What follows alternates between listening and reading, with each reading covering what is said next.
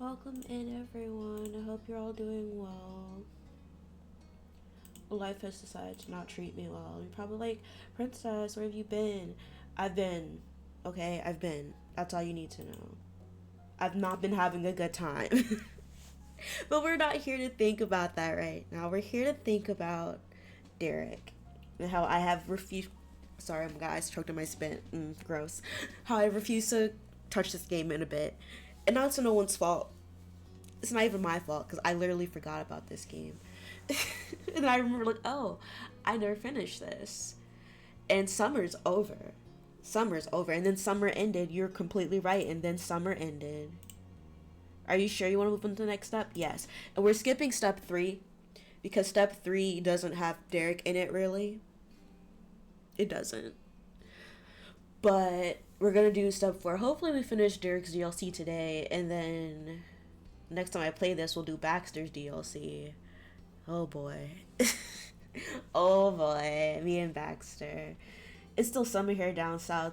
It's disgusting. It's like, what's the degrees? What's the temperature outside? Also, welcome in, Darius. How are you? Hope you've been well. It's 69 degrees here, with a high of 72 and a low of 60. What are these temperatures? Because I checked the temperature like 2 hours ago, and it was like, oh, the high is gonna be in the 60s all week, and it's saying the 70s now. It's saying the 70s, and I hate it. Also, it was supposed to rain today, but it rained yesterday, and it's gonna rain tomorrow, and it's a whole thing. We're not here about that though. You're still in the 90s. Gross. I don't want to think about the 90s. Not in the south, not with the humidity. There was no denying it. Today was the very last day of summer. Tomorrow you were heading to class. Also, I took my noise suppression and my noise gate off. So if you start hearing more noises than usual, that's why. I might put the noise gate back on, but noise suppression I think was just not it for me. But we're not worried about that right now. I'm just letting you know if you start hearing more noises than usual. That's why. Side note, hurricanes coming through, so cool beans. Yeah, also that. I know, like I've been to the Florida, as I was about to say. I've been to Florida when it was like hurricane season because that's the cheapest time to go. And it was definitely really rainy, but it was also really sunny and hot. So it's a weird thing. And then I also lived in Florida for like 2 months. We're not going to talk about that. I don't want to remember that time of my life, but like I don't know, sometimes it's like, oh, this isn't that bad, but then sometimes it's like, this is terrible. Get what you pay for? I mean, yeah, I had a great time. When did we go? I went to Universal one year, and then one year we went to Disney. But that, those were different times. Anyway, there was no denying it. Today was the very last day of summer. Tomorrow you were heading to class. Sometimes I yearn. To go back to school. But then I'm like, oh my god, I hated school so much. You were excited to go back, anxiety gnawed at your stomach. It was a bummer. Your feelings were muddled. My feelings are muddled. There were aspects of going to school that you missed and others you would happily live without if only you could pick and mix between bits of summer and school. Ew. What do you mean ew? Are you saying ew to school? Are you saying ew to summer ending? Are you saying ew to my nose being stuffed? I don't know what it is. My nose is like constantly stuffed. I'm having like the worst time breathing. It has been like this for like a month now. That my nose has just been stuffed. You got dressed not envisaging.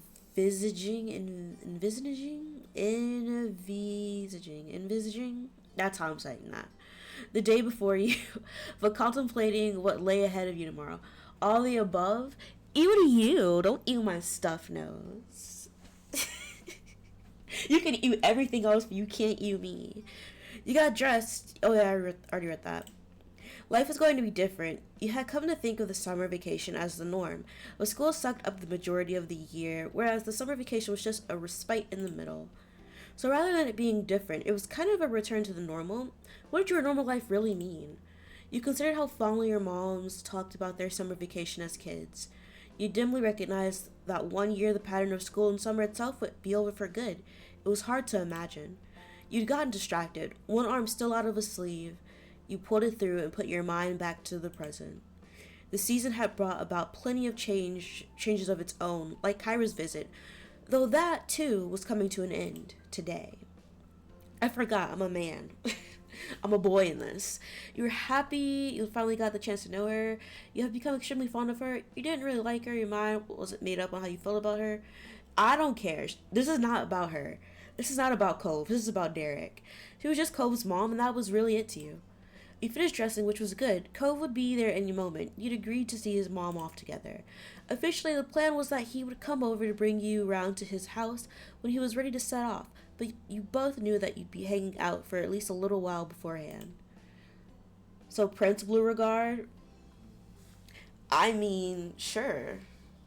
No, that's not my name in this. What is my name? I think my name's what? Is it Kingsley? Is it Prince? I think it's Kingsley. I think my name's Kingsley. Kyra's visit had troubled Cove when it first happened. Oh my gosh. It had been a sudden change thanks to Mr. Holden's infamous tendency to surprise people. But once he was able to adjust, he'd been in pretty good spirits with her around. It was a relief for everyone. The next thought that crossed your mind was Derek. Why is this all about Cove? I don't give a shit about Cove this playthrough. Cove had his chance. We did everything Cove. It would only be polite to get the door for Cove. You went downstairs to wait. You couldn't wait to see Cove, so you went downstairs to meet him when he arrived. Cove knew your house well enough. You could lounge in your room to wait for him. Yeah, I'm not going downstairs for this kid. It's not about him. You made yourself comfortable in your bed. This was where you'd be hanging out, so there wasn't much point in going downstairs just to come straight back up again. Exactly. It wouldn't be the first, and probably won't be the last time that Cove has brought himself up to your room without you taking him there. A knock at the door broke you from your idle daydream you'd been having about endless summers. You recognized the sound immediately, different from the cheery tune Ma rapped out, which you wanted your attention her mom's direct beats, and Elizabeth intended to skip knocking completely. Oh my god, I forgot. I did voices when I was reading this. You were supposed to be a Christopher, but somehow your grandma overruled her to name you Darius. You know what? I get that. Because before my name was my name, my dad wanted to name me after his grandma, and her name was like Theodora or something like that, or Thiesa. It started with a TH, and I heard it, and my mom and my dad told me, I'm like, thank God you didn't name me that, but also, why the fuck did you name me the name that you named me? I'm not a fan of my birth name. I'm not. Everybody gets it wrong. If I had a nickel for every time someone could not pronounce my name correctly, I would tell you right now, I would be rich. I would be. Because people just cannot say it. I'm like, it's spelled phonetically. I don't understand. So yeah. Also, I was going to be named Vanessa, and I really like the name Vanessa. I think it's a cute name. But also, I'm not named Vanessa, so. Ever consider legally changing it? No. I mean, yes, I have. But will I? No. I won't. I don't feel like it. You know how much money it takes to, like, get your name changed? All that paperwork, I'm not a fan. I'm going to keep my name, and the people are just going to have to say it how I tell them to say it. Those knocks were just hard enough to be heard and had uncommonly long pauses in between. They were Cove's. Come in. Yeah, there we go. My name's Kingsley. Cove opened the door, smiling casually as he caught your eye. Have you ever thought about changing your name? Do you like your name, Darius? Hi, Kingsley. Looks like you found my secret base. Oh, shut up. I know that's supposed to be me saying that, but like, shut up. My secret base? You might want to work on the secret part. He stepped further into the room. With other guests, you might have offered them a seat, but you and Cove were long past those tentative stages of friendship. Your room was as familiar to him as his own. You watched as Cove sat down in your desk chair, his preferred spot. He rolled it closer to the bed to make it easier to chat, tweaking the angle so that he was facing you fully. Once happy with the position, he leaned in towards you, hands held in his lap. His actions weren't the ones of someone who planned on moving from his spot anytime soon, even though you had an appointment to keep together that day. What an odd sentence. When is your mom leaving? What do you mean don't worry about it? Why am I should be, can I not worry about your mom? You know what? You know what? You're right. Fuck you. Fuck you and your mom. We've got some time. She's still gonna shower and stuff before she goes. She didn't want me to just keep hanging around while she was doing that. His he lifted his head, his gaze drifting out through the window, and chuckled. I can't believe she's already leaving, just when I'm getting used to her being there every day. He leaned back in his chair, a wry smile tickling his cheeks. Yeah, you nodded. She'll be back. Time's going by so fast. He cocked his head thoughtfully before shrugging. He ran a hand through his hair before shaking his head, as if shaking off the topic like a dog whipping off water following a dip in the sea. Cove perched an elbow on the chair's arm and propped his jaw against his curled hand. There was a natural ease to his movements, a familiarity from the echoes of all the times before when he'd sat in that same position. This was a really nice summer. Totally. It was alright. I'm glad we got to spend so much time together. I have better. I'm looking forward to the next one. You're not in your agreement. We did not spend any time together this summer. Cove, yes. Totally, I'm gonna say totally. Because we didn't spend any time with you. Cove still nestled cozily in your chair, smiled at your response. I make it sound like I'm such a hater, and I am. I am a little bit of a hater. But, like, this isn't about you, Cove. Where is Derek when you need him? Cove idly glanced out the window. He gave a resigned sigh. It's gonna be harder to surf, with school. It getting colder out. I don't want to get rusty. I don't know how I'm gonna go without surfing. I like surfing, but I wish it liked me. I'm over surfing now. Surfing's cool when we can. Sorry, Cove. Even if, not being able to surf was a big deal, but you had sympathy for him. He gave a light smile coupled with a shrug of his as response. Won't be long until we get our grades for that summer work we did.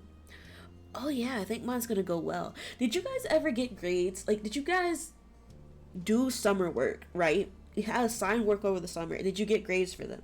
Because I swear, we got work for the summer, and I did it, and I don't remember ever getting grades for them. It was what was the point of this? What was the point of it? Oh yeah, I think mine's gonna go well. We'll just have to see what mine are like. Kingsley, Cove.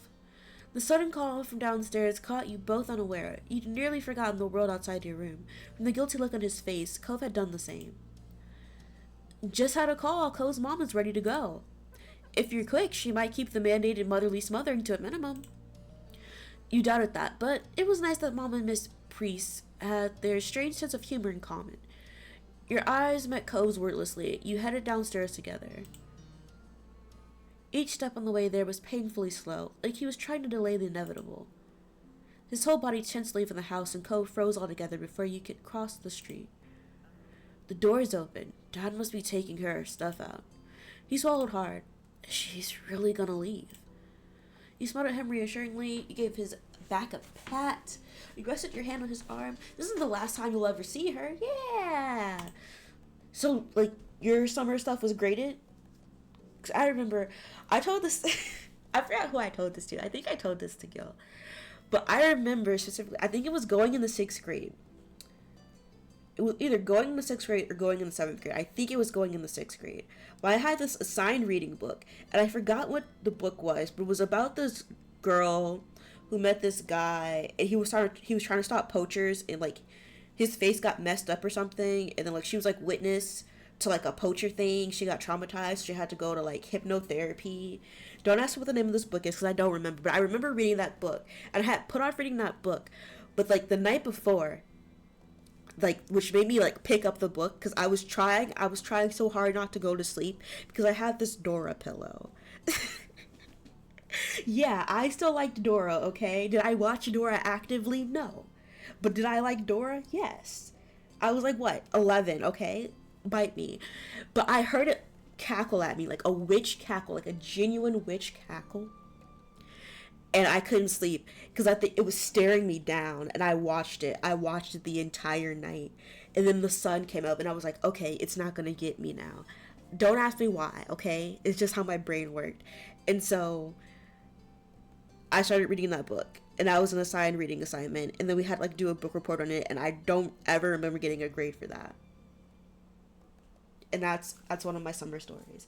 Only time we had a summer homework was 11th and 12th grade. I had homework going into 11th grade, and it was this one book that I genuinely hated reading. It was called like something Owen Mooney, like Good Luck Owen Mooney or something like that. And I genuinely hated that book. I remember that summer going into 11th grade, that's when I started getting into The Sims. Like, I was already into The Sims, but that's when I started reading, like, Sim stories that people, like, publish on WordPress, and my life's never been the same since. Honestly, that day changed my life. All because I hated reading that book. So many summer experiences over reading books that I really did not like. I know, but I got used to having her here. Oh, is it because do you remember like your childhood when she was there and now she's not? Yeah. It was hard to think of a world where you didn't have both of your moms living at home with you, so you couldn't even imagine how hurt Cove must have been feeling knowing his mom was leaving. You thought you saw his bottom lip quiver just before he turned his head away from you. Do you remember your summer homework? Like I said, I only remember the reading assignments. I think that was the only summer homework I actually had was reading assignments. We don't have to head over if you don't want to. No, it'll be worse if I miss her leaving. Yeah, I will, because then you'll miss her. Okay. At that time, I don't know where I got time from. You know what? Maybe it'll help if I do that. Oh, ooh.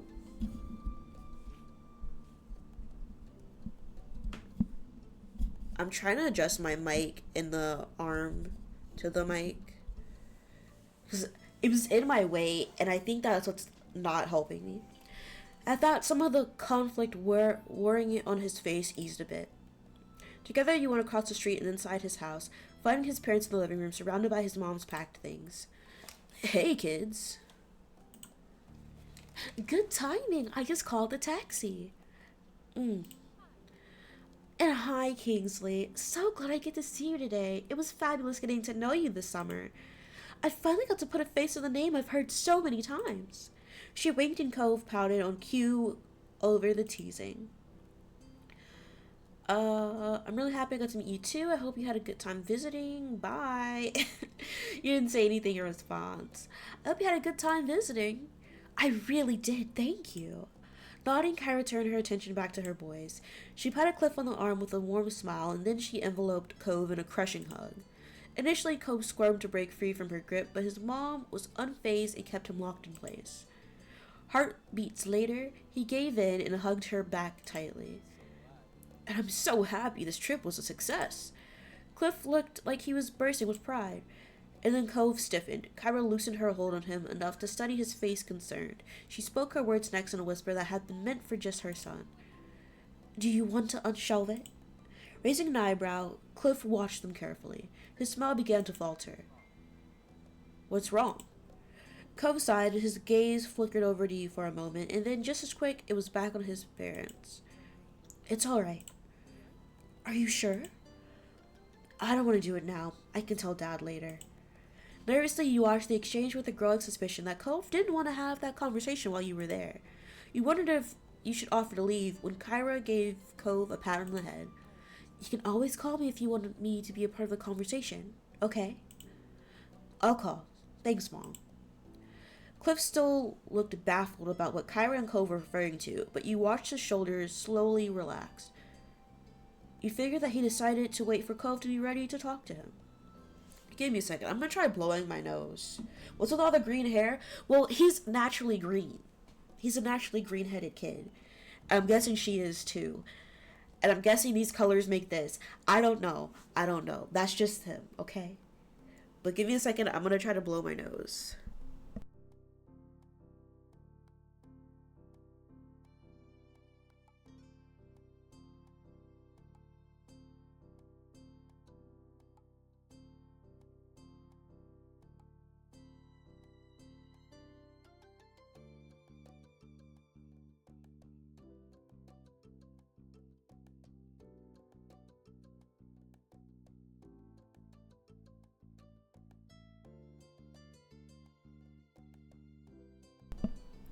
I feel like that did not help at all.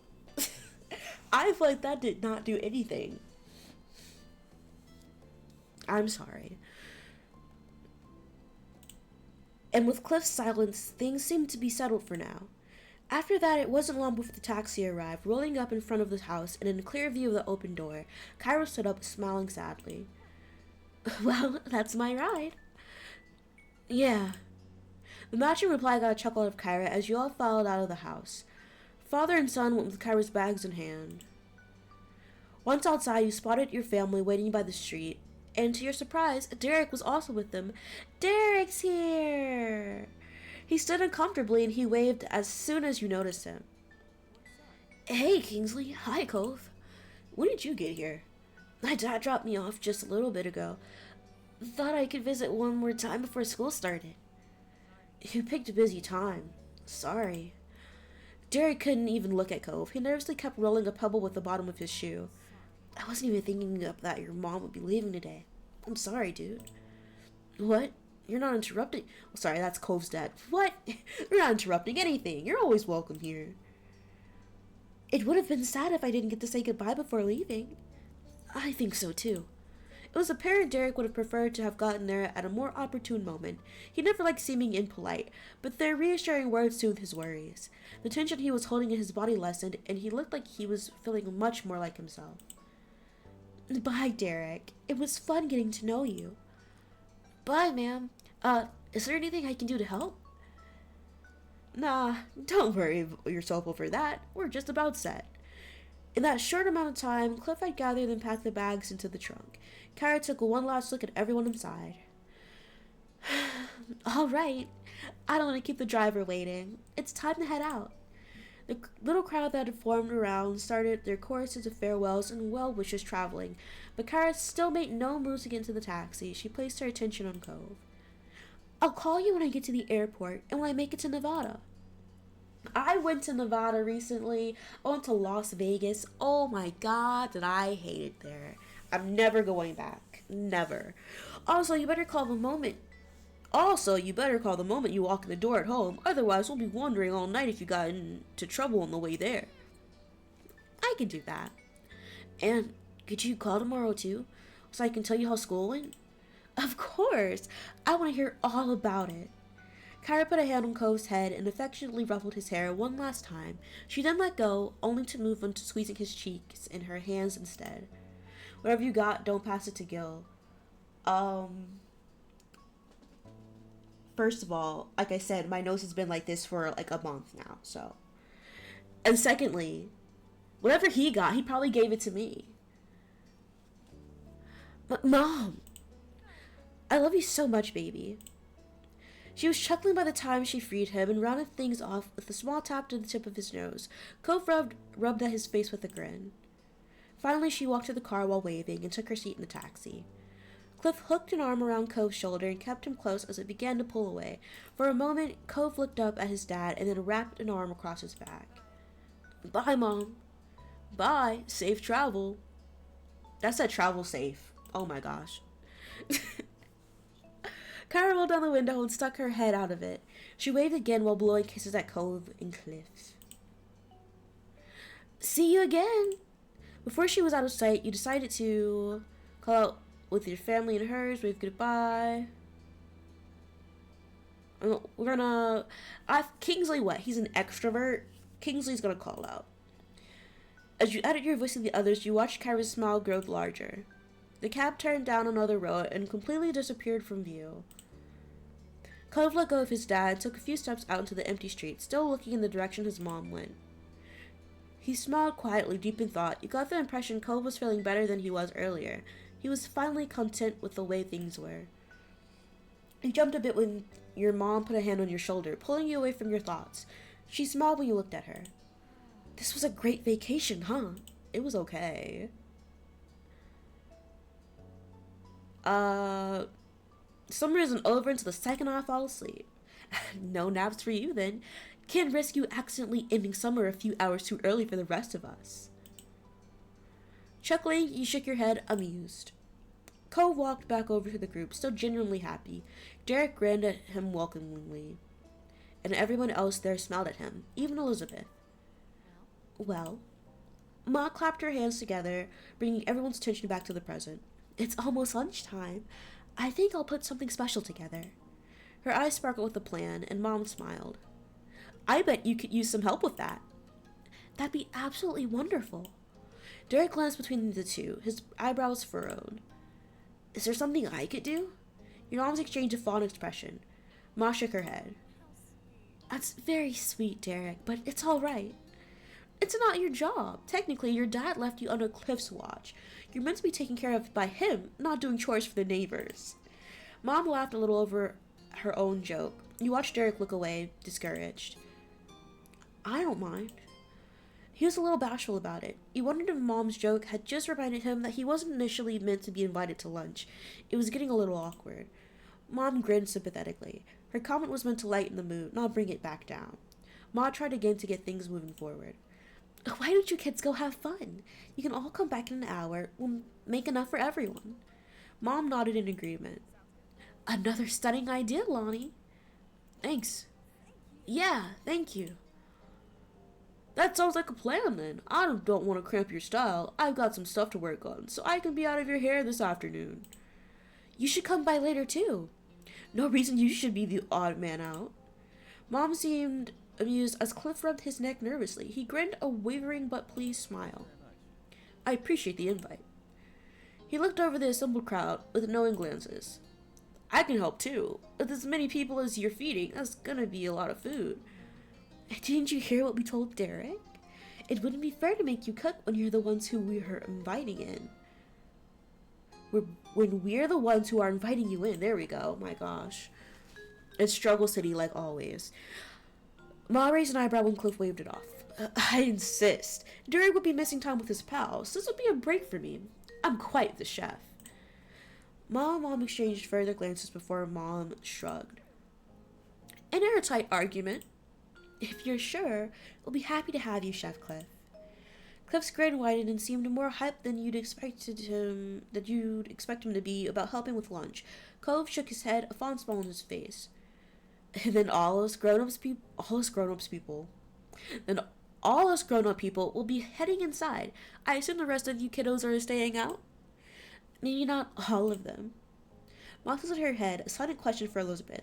Your sister thought for a moment. I'll stay with the kids. That's great. Both your moms smiled at her, while Derek and Cove didn't seem to appreciate her phrasing. But with the plan decided, all three parents waved and headed for your house. It was just you teenagers now. Elizabeth looked at you and the others, a curious expression on her face. So, what now? Not me clicking off the screen. Clicking off the screen. You suddenly wondered if Elizabeth only stayed out with you to avoid getting roped into work. Then again, she could genuinely want to hang out. You couldn't tell with your sister. Cove spoke up after no one else did to answer Elizabeth's question. Want to go down to the shopping center? Shopping street? Why is my mind creating words that aren't there? What is going on? Stop it. It's been a while. And I don't think there's a lot of other things we could agree on. Christ, oh my gosh. Yeah, sure. Sounds awesome to me. Unlike you guys, I haven't been there 1,001 times. It's new to me. Let's do it if you guys really want to. And there's nothing else. Let's do it. Let's go. You strolled across the road as a group down to the beach. There is a comma there. In the way I did not comma this sentence. I'm so sorry. You strolled across the road as a group, down to the beach and then to the left. It took less than 15 minutes to arrive, one of the conveniences of Sunset Bird. The four of you looked around at the familiar shops, trying to see if anything caught your attention this time. Derek was the most enthusiastic. He checked out every stall with his eyes wide with wonder. Elizabeth and Cove were in good spirits as well. That's so cool! He ran over to a street magician who was currently doing a card trick for a group of enchanted tourists. Derek clapped when the magician showed a middle-aged man his card. Derek turned back to the group with a curious gleam on his face. What does it take to perform here anyway? Do you have to ask somebody, or do you just show up and start doing stuff? Who would you even ask? It's a public street. Hey, Miss Mayor, can I pull a rabbit out of my hat, please? Flopsy is well behaved, I promise. Derek chuckled, his eyes searching up and down the scene. Maybe there's a boss of the shopping street? No one does any of this around my neighborhood. It's just regular stores behind walls. It's different if someone wants a real store, but here, I'm pretty sure people are just putting on their little shows whenever they want and do whatever. That's so neat. Would we be allowed to do something too? Cove laughed, and Derek began almost vibrating with excitement. Elizabeth rolled her eyes. What would we do? Well, I don't know what. Not yet. I mean, I just found out it's a possibility, you know? But there's gotta be something. We know cool stuff. I'm sure if we think about it, we could plan a show that really get a crowd pumped. You thought it was a great idea and wanted to be part of it. You felt he could try this idea on his own. You thought Derek needed to abandon that bad idea stat. You gave a look to the other two. You know what? I want a part of this action. I'm in on it. Oh yeah, we totally should. Woo! I knew I could count on you. Now we just need the act. It'll come to us. Right. With some amusement, the gang continued to pursue the stalls. Peruse. Elizabeth found some earrings with a dangling, badly misprinted globe that everyone laughed at. Cove picked out a blob as Iceland, but Derek thought that it had to be Greenland. This is a world with what looks like 9 continents. I think you're both wrong. You wanted to side with Cove, you backed up Derek, you agreed with your sister? No, it's Australia. No, it's Australia. The other three giggled at your interjection. Suddenly, Cove froze. You stared at him and then tried to see what caught his attention. When you saw a familiar face down the way, it all made sense. Is it Jeremy? Between the crowds, his bright hair stood out like a neon green bowl in a kitchen sink. It was Jeremy. Jeremy slowly drifted his eyes down the street, his eyes widened in mutual recognition. He definitely noticed you. Derek frowned and Cove sighed. Neither of them were happy to see him again. Girl, we have not interacted with Jeremy since. You stood there shocked, you glared at Jeremy, you waved at Jeremy, you decided to smile at Jeremy, you looked away, smile at him. He just looked dismissive. Elizabeth raised an eyebrow. Her gaze slipped over Jeremy without a hint of a clue. Jeremy simply scoffed at himself and waded deeper into the crowd of people. Derek relaxed and exhaled loudly. I'm glad he's not going to start anything. He peeked over at Elizabeth with a tiny smirk. See? That was the mean kid. Huh? She still didn't get it. The first summer day hadn't made nearly as much of an impression on her as it did for Derek, but he smiled and waved it off. Just forget about him. I already have. He laughed and Cove smiled lightly. He seemed in a much better mood now that Jeremy was gone. Your eyes wandered over to where Jeremy disappeared. You hadn't forgotten the day you met him either. He was only going to be in town for a vacation with his parents he hated. That glimpse was probably the last time you would ever see him. You mentioned that realization to everyone. You know what? Why not? Let's yap. Let's yap it up. Well, that should be the last we'll see of Bowl Cut. I bet he's about to get out of here since the summer's over. Stardew Valley, huh? What do you mean Stardew Valley? What about Stardew Valley? Yeah, I guess we won't have to worry about that guy anymore. We can only pray. We can only pray and hope. Jared kicked at a little rock in the road. It clattered forward and then rolled under a stall. But I still think it's kind of sad Jeremy turned out to be, well, like he is. It would have been nice to make another friend. Cove shook his head. He was clearly not broken up over what it might have been. Good riddance. I think I might want to see him again sometime. Maybe he'll be nicer in the future. I'm happy it's over, you stay quiet. Maybe he'll be nicer in the future. Throne wish list?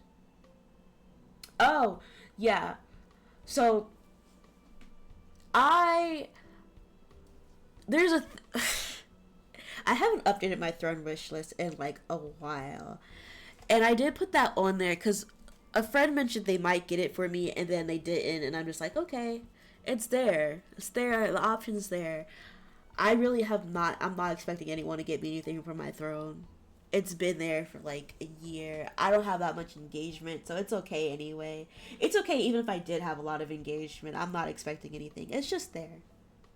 If you guys want to see me play a game, you can fund it, and I'll play it. Elizabeth rolled her eyes at the strange farewell to the odd boy, not interested in the slightest. She clearly didn't understand his impact, and at this point she didn't want to understand. If you want to see all that Jeremy BS, check out my playlist on YouTube where we interacted with Jeremy a lot in Cove's story. For Derek's, he's not important, and for Baxter's, which we'll do next time probably, he's not important. Oh, I hit my headphones with my finger. You couldn't help but wonder though, what would have happened if you would have interacted with Jeremy more? Jeremy was unlike anyone you had ever met before. You thought he was horrible, you thought he was weird, you thought he was stupid, you thought he was kind of pitiful, you thought he was kind of okay. You didn't know what to think about him. He's kind of pitiful. All these characters look weird. I mean, okay. I think they're interesting. I don't hate them. I think they're a lot of interesting characters. You and the group moved on from the stall and from Jeremy. It didn't take long for anyone to return to the joking.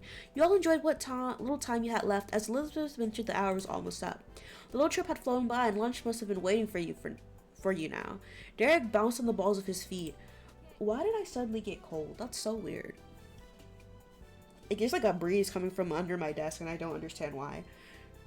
Come on, you know what? Maybe I'm dumb. But no, because the fans have been on this whole time for the computer. I don't get it. I don't understand. Maybe it's not meant for me to understand. Maybe there's just like a ghost running around. Come on, guys. Let's going so we can eat. I'm starving. If we have to, I can't wait. Few have had enough walking around. Homebound, here we go. Cole stretched one of his arms lazily. Let's go then. You looked at him appraisingly. You asked Cove to carry you back to the house. You nodded at him. Cove, carry me back to the house. Hey, Cove. Yeah? Carry me home. Exactly, what? Cove smiled said he was amused, while the tilt of your eyebrow was full of disbelief. You explained you wanted to piggyback ride. You didn't want to walk back. Oh, where is this coming? Maybe there is a ghost. It's coming in like waves. I closed all the doors, so I shouldn't be feeling anything. You ever played the Henry Stickmin series? No, I haven't, but I've seen it. I have seen it. I think who was it? Whose series was it that I watched? Was it Call Me Kevin's? It might have been Call Me Kevin's. If it wasn't Call Me Kevin's, it was someone's. You explained you want to piggyback ride, you didn't want to walk back. You told him it was a special occasion, you decided to let it go. I don't want to walk back. I've been on my feet for so long. Cove sighed and shook his head. Elizabeth and Derek became a chorus of laughter. Pretty please.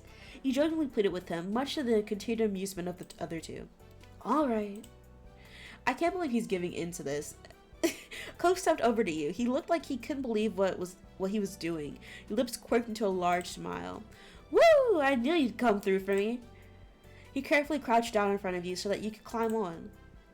Gil won't give you piggyback rides. I tried. He won't do it. It wasn't hard to hop on. He swept his arms under your legs and did his best to lift you. It was wobbly, but he managed to stand all the way up. Elizabeth watched with a smirk on her face while Derek laughed even harder. It was fair to say that your antics were entertaining. You were glad Cove went with it. Cove carried you home contentedly. Other than a few good-natured jokes at your expense, he didn't complain. He made it all the way back to your house without putting you down. I mean, good on him. Having to carry like what? I'm at least 100 pounds, right? Because we're like a teenage boy. I'm at least 100. He carried me, and that's like what? Like a 20 minute walk back to the house? He said 15-20 minutes? Wow, he did that strong. It was a pleasant walk home, and in no time you had made it back. Are you a piggyback rider? I used to be. But also, I hate heights. I don't like being off the ground. I really don't like being off the ground. Heights scare me. I always feel like someone's gonna drop me. Derek got to the front door and held it open for everyone as you each moseyed inside. I haven't gone a piggyback ride in like years. It's been at least 5 years. Excuse me while I stand up. If you heard that, that was my back. My back popped. Oh, I completely forgot I had a blanket. I forgot about my blanket. Yes. The draft won't get me now. Dodging the draft. The three parents were still in the kitchen. They looked up and waved. Welcome back, everyone. You made it just in time. I hope you're hungry. When Cove had brought you inside, the parents couldn't help but notice the odd conveyance. Your moms were unsure. Mr. Holden raised an eyebrow. Did you pull something, Kingsley? I'm okay. Aw, Cove, you've gotten so strong.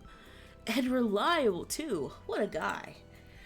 Cove rolled his eyes at the commentary, then started walking to your couch.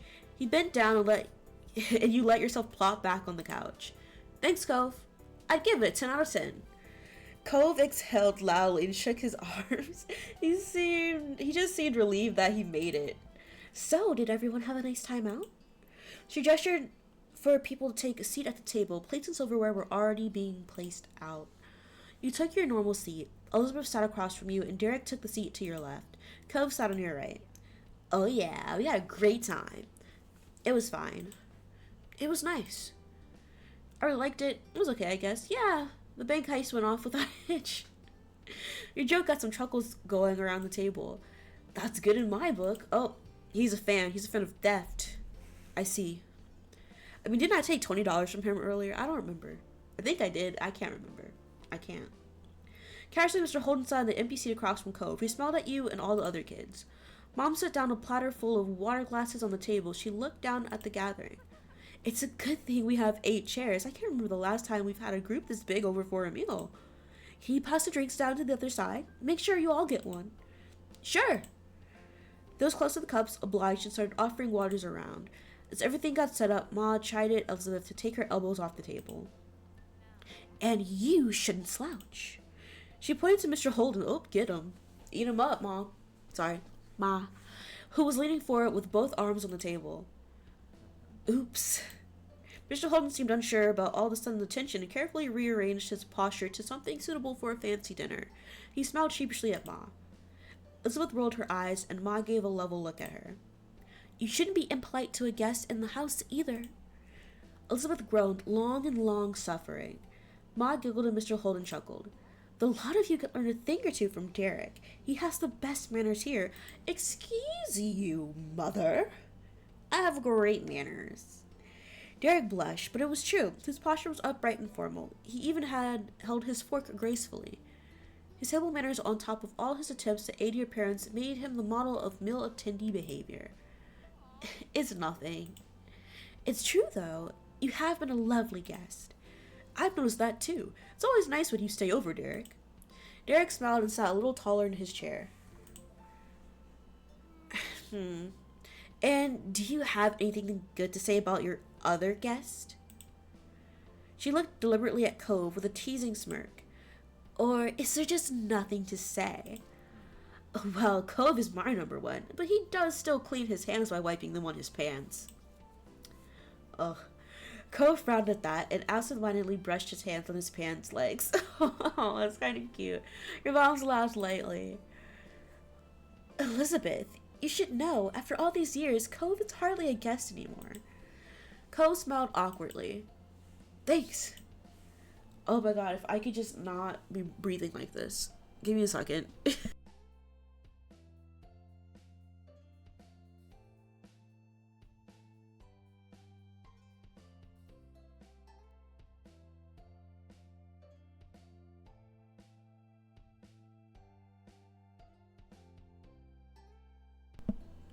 I swear, blowing my nose does nothing. You know what I need? I need one of those nettle pots. Is that what they're called? Are they called nesty pots? Nettle pots? Netty pots? One of them where, you know, like, you, like, put it, like, I think you fill it with water, and then you put one in your nose, in one nostril, and then, like, you pour it in, and then, like, all the gross stuff, all the snot and mucus. I know I'm being really gross right now. But it comes out, and then you can breathe, and you're like, ah, I can breathe. I need one of those. You have no idea what I'm talking about? Hold on. Let me see if I can find it. I'll show you a picture. Netty. Why did I spell pot with a B? Why did I spell pot with a B? Okay, hold on. I gotta get the, was it, should it be, I'll do window capture. Window capture, no, should I do screen capture? I might do screen capture.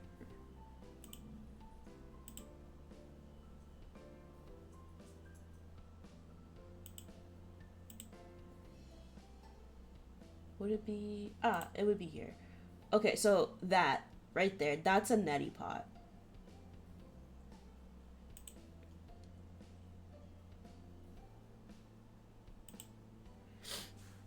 I need one of those.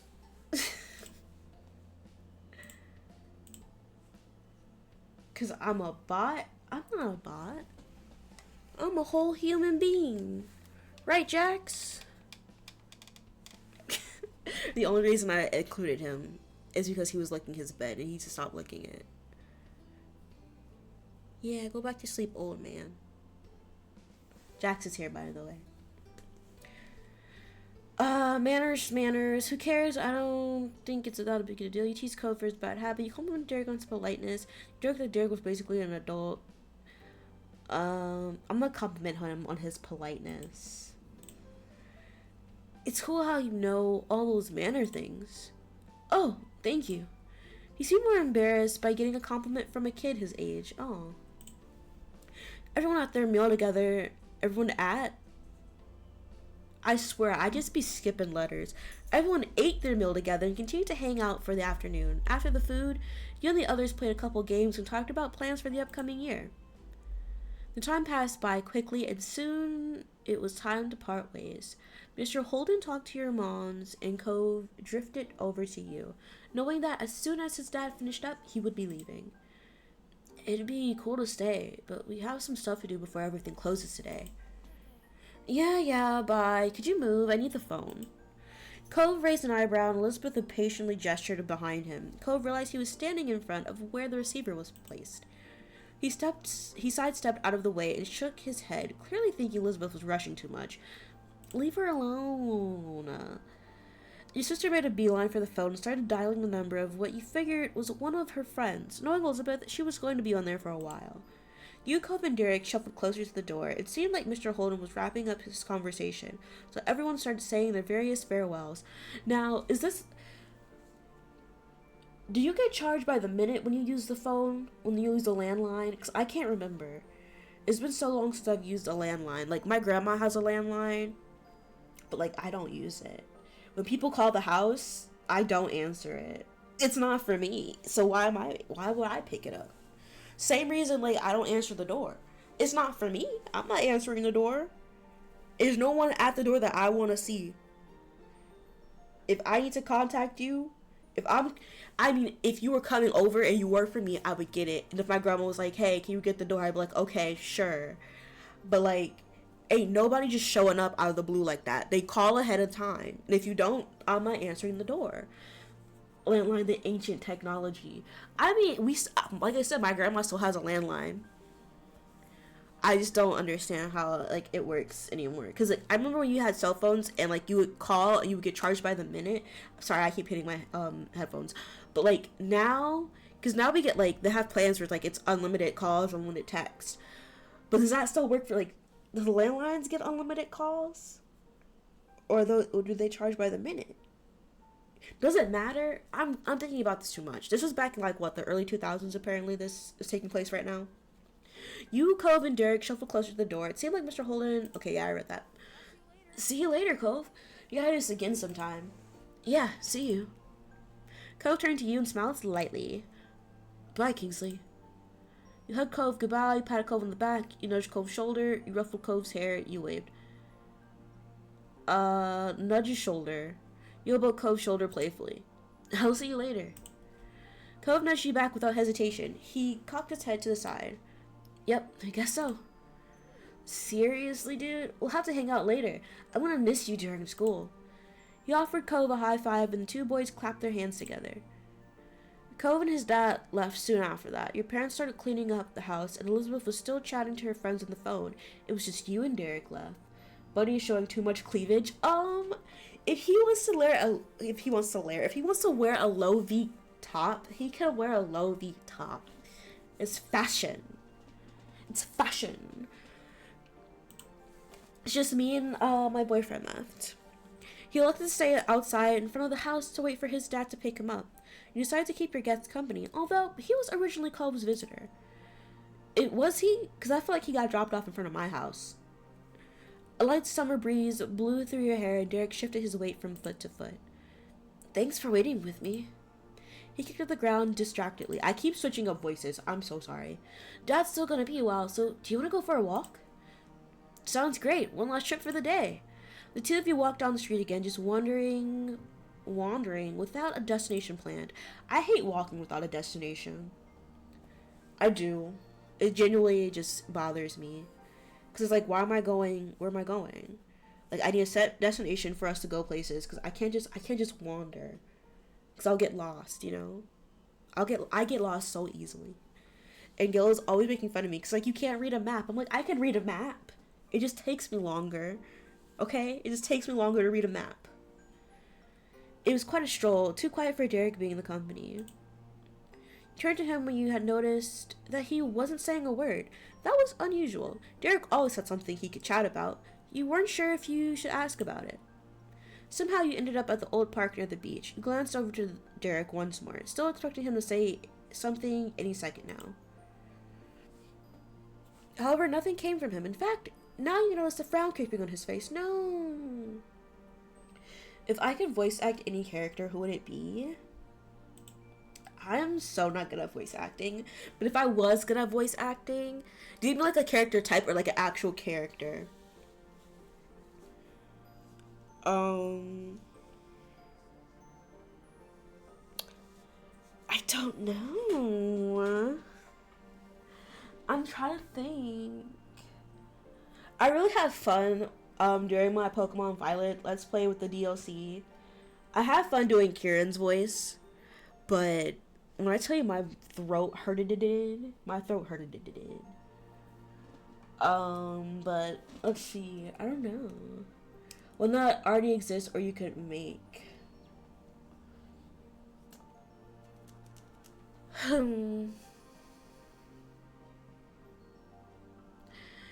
Have you seen Bee and Puppy Cat? I don't know if you've seen Bee and Puppy Cat, but I really liked Bee as a character.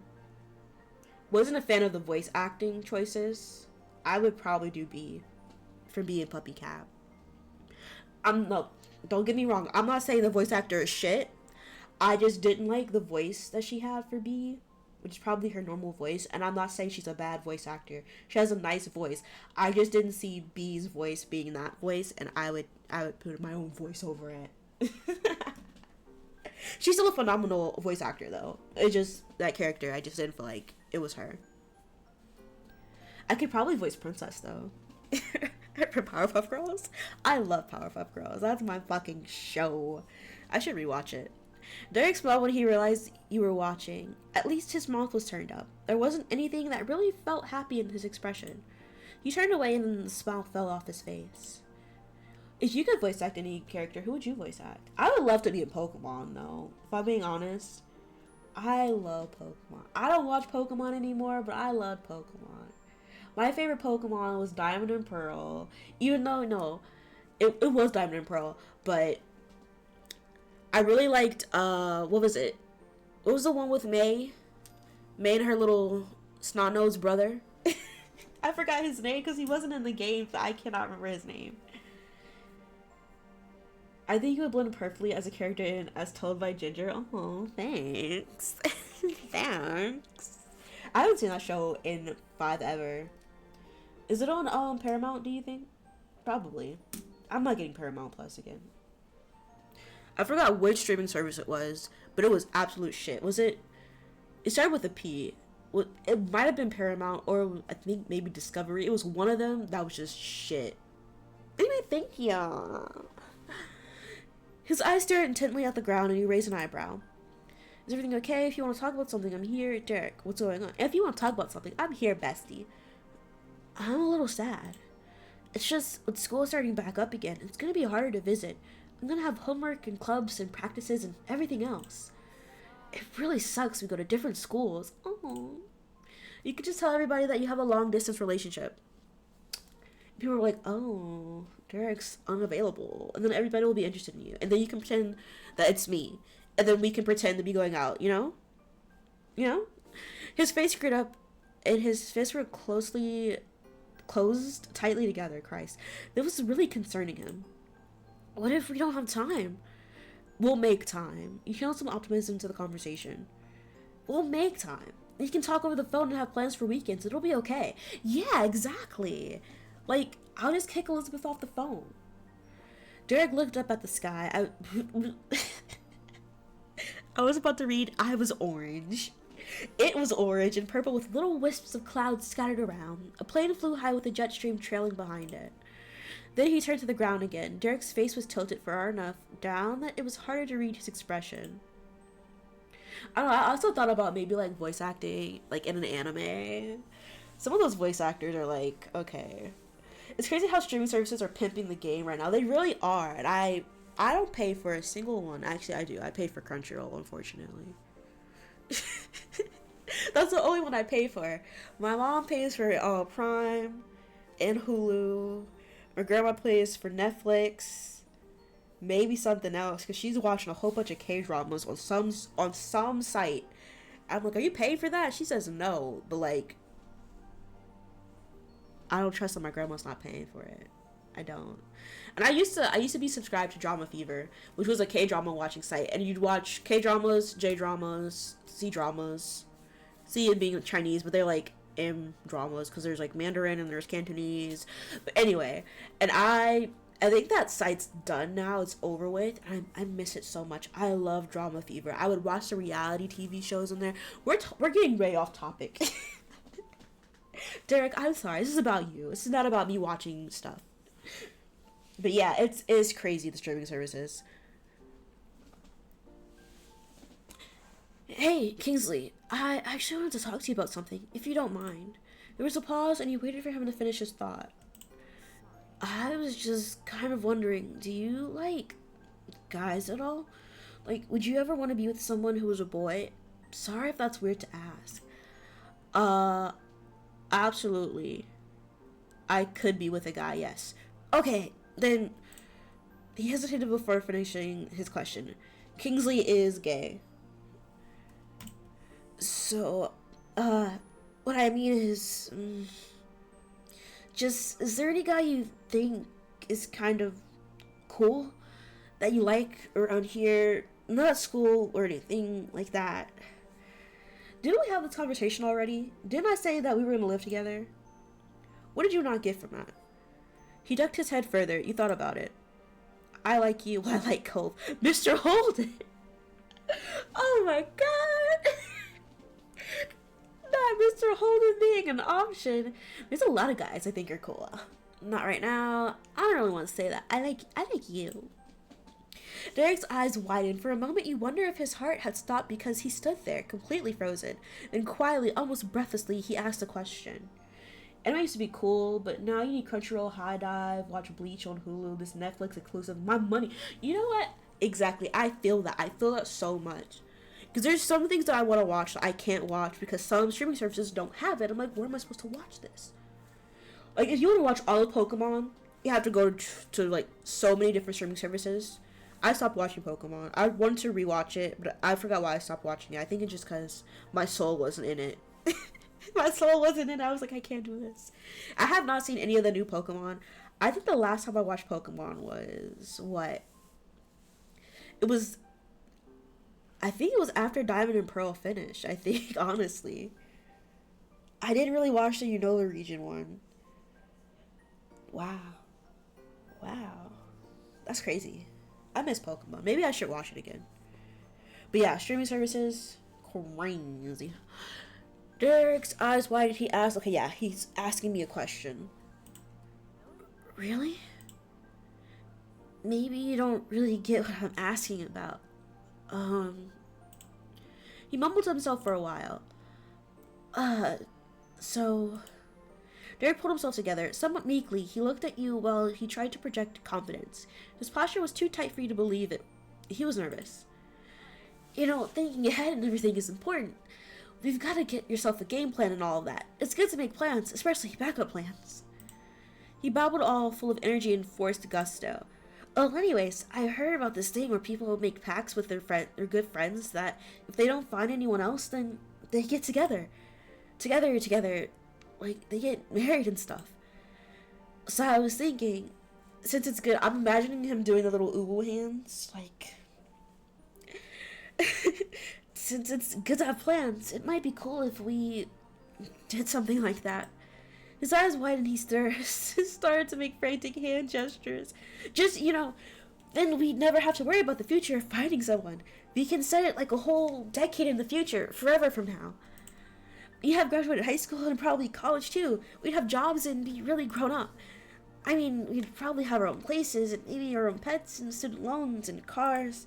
Derek babbled on for a while more. It was as if all the words he held in silence during our walks had burst out now, all at once.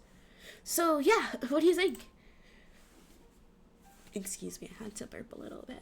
It's a good idea, I think, having a backup plan sounds smart. Why can't we be each other's first choice? Ooh. Derek, I do know what you're talking about. I like you.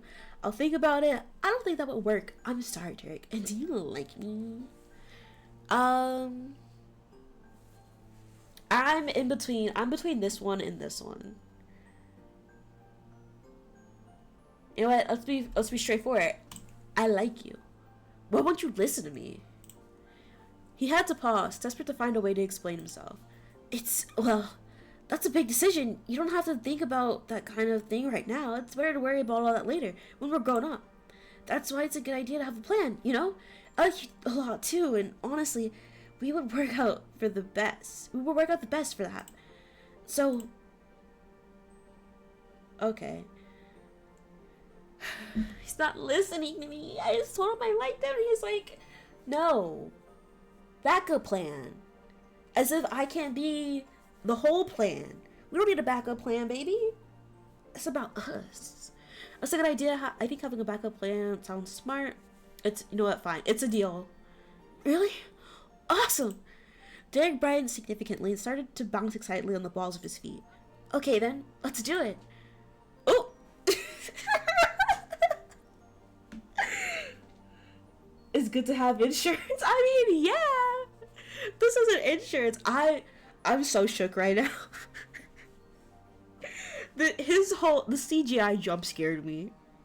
I was not ready. I have not gotten a single CGI from any of the scenes we've done so far from Derek. I was not expecting one. But he got his whole hand out here. He held out his hand, offering a shake. Officially, he repeated the terms of the deal. If in 10 years, I, Derek Suarez, am still single, and if in 10 years, you, Kingsley Regel, are still single, we both agree that the two of us will get together. Oh, ooh. You passed right by his outstretched arms and placed a slight kiss against his smiling mouth. Oh! Oh! When you parted, Derek gasped and slapped his hand against his chest. Oh, that works too. Alright, thanks. I feel better about the future already. No! I'm kicking my feet. I'm screaming, oh my god. This is so cute. Both of you will have a roster in 10 years. Don't say that. Don't say that about me and Derek's pure love. It's pure love. Oh my god, this is so cute. I'm gonna cry. He laughed and scratched the back of his head. You could tell he was giddy about this, and you felt happy too. Oh, sorry. I scrolled. Glad to hear it, fiance, sort of. I respect your commitment to preparation. Life's gonna be smooth sailing now. I am too, you nodded. Glad to hear it, fiance, sort of. No, this is so cute. This is so cute. This is something 8-year-olds would do, not like 13-year-olds, but you know what, go off. Glad to say it, kind of, fiance. You didn't spend much time longer at the park after that. Derek didn't want to miss his dad, so you both made your way back to your seat. What do you mean, miss his dad? Is your dad's on a bus system? What do you mean, miss his dad? I'm so confused by that. Your dad can wait. Derek's steps forward seemed lighter than before. Oh my god, we just had our first kiss. We just had our first kiss. That's so cute. I don't think I had my first kiss with Cove until like what? Weren't we like adults or something? We were at least in step 3. Derek found all kinds of fun things to talk about as you walked side by side back to your street. Then you plopped down on the curb outside your house, hugging your arms around his legs. Around your legs. Oh, not his legs. His voice was comforting, and you were grateful that Derek was keeping you both distracted from the inevitable. For a little while longer, it was still summer vacation.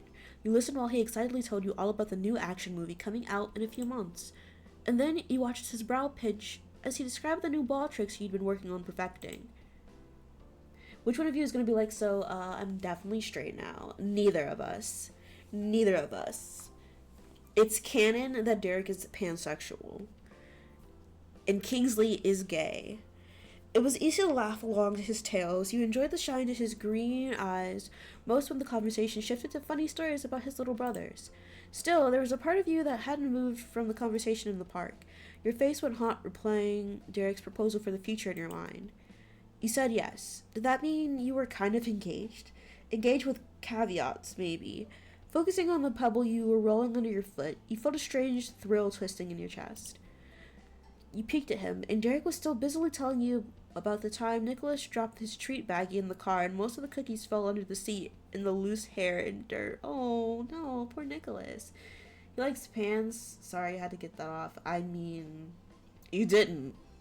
But you said it, and you didn't have to. Wrinkling your nose, you laughed. No matter what happened in 10 years, you hoped you and Derek still got to hang out, even if you were just sitting on the curb together. It was almost hard to believe that much time had passed at all when a couple of short honks rang out in the neighborhood. Snickering, Derek scratched the back of his neck. It's not a classic. It's not a classic at all. Dad's here.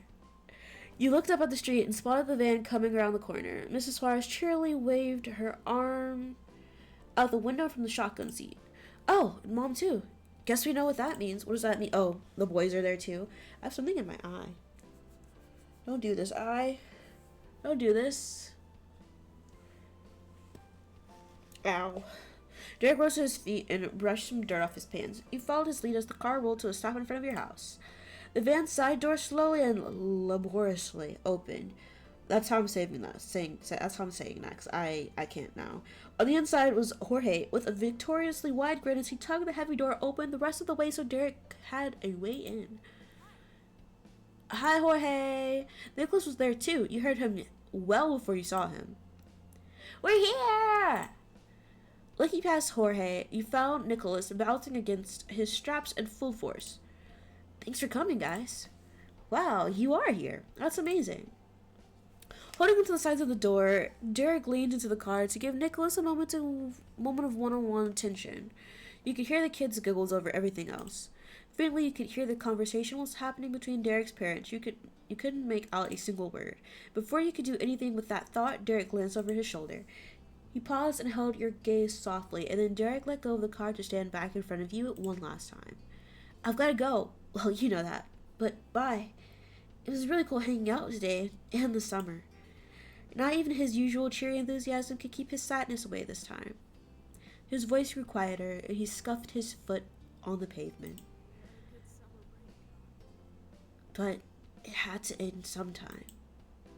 Yeah, and it was the best summer too. I wouldn't have wanted to spend it without you. I'm glad we met before it started. You nodded. Luckily, we got that deal to share our uncertain futures. I wouldn't have wanted to spend it without you. Derek's gaze had been wandering, but now it was fixed solely on you in awe. His whole demeanor brightened. Really? Uh-huh. You always make things better. I can't imagine summer break without you now. Me either. You hugged him goodbye, you gave him a shoulder pat, you high-fived him, you gave him a thumbs up, you smiled. Give him a hug. Wrapping your arms securely around Derek, you hooked your chin on his shoulder, you squeezed your eyes shut as though that would make your embrace even more powerful. He hugged you back just as tight. Before he let go completely, he whispered one last promise. Don't worry, I'll be back again sometime. But the time had finally come, and Derek hopped up into the cabin of the van. Jorge and Nicholas waved to you from their seats. Their adults shouted their goodbyes. Next, from the front, you laughed at their muffled voices, and Miss Suarez leaned out her window. We realized you probably couldn't hear us. Mr. Suarez and I just wanted to say goodbye, Kingsley. Yes, goodbye. Derek's dad leaned over his wife to give his farewells. Bye, thanks for the fun summer. I'm so happy I got to see you all again. Bye, see you later. Come back soon. Don't worry, you haven't seen the last of me. You can't imagine blushing that long. I mean, I can't either, but blush doesn't really show up on my complexion. I mean, it does sometimes. It has to be like a deep blush. I mean, I've been nervous, I've been giggly for a long time, but like blushing, like it's gotta be like bad for your face. It's hot. Putting your hands on your hips, you confidently held your head high. Mrs. Suarez giggled and partially covered her grinning grin, her growing grin with her hand. Yes, I'm sure you're right. Yeah, you haven't seen the last of me. The little boy held his head high like you before letting out a few mischievous giggles. But the brief moment was more than enough to have you beaming with pride over his seal of approval. Yay, he likes me! Take care, Kingsley. Then Derek closed the door for Jorge this time. He moved the massive door with much more ease. Okay, Jorge, fine. I'll miss you too. After the car moved further down the street before flipping around to drive up the hill and out of the neighborhood. You remained rooted there to the curb and watched the Suarez family drive away. You were relieved you got a chance to see the whole family again. But they were gone, and you were left to your own devices. Pivoting around, you made your way inside. Now that it was quiet, you yawned and decided it was a good time to settle in for the night. Stretching your arms over your head, you noticed that the living room and the phone happened to be free. You took it easy. You know what? We'll call Lee. We haven't talked to Lee in 5 ever. You picked up the receiver and quickly punched in the familiar number while going to take a seat on the couch. Soon enough, after explaining the situation to the housekeeper, Lee answered. Oh, yes, we need to tell Lee. We need to tell Lee about Derek. Hey! Hi, Lee. Can you talk? Definitely. We practically have to. My gosh, can you believe it's almost time for the school to start? What happened to our summer? School starts first thing tomorrow for me. Ew. And I thought starting next week was bad enough. Enjoy your last week. Oh, I will. I hope you'll survive your first day. I think it'll be okay. School isn't too bad. That's true. Maybe it'll end up a really good year. And at least summer was nice while it lasted, right? We were busy. Yeah. Finally, you thought about all the best memories you made this summer. Lee was there for some, but there were still many you hadn't filled her in on yet. You missed about a moment. Yeah, tell about your summer. You began to speak about... we're not going to speak about the one day with the big shopping trip in the morning. We went to the library, the incredibly hot afternoon. The day you said... Which one should we talk about?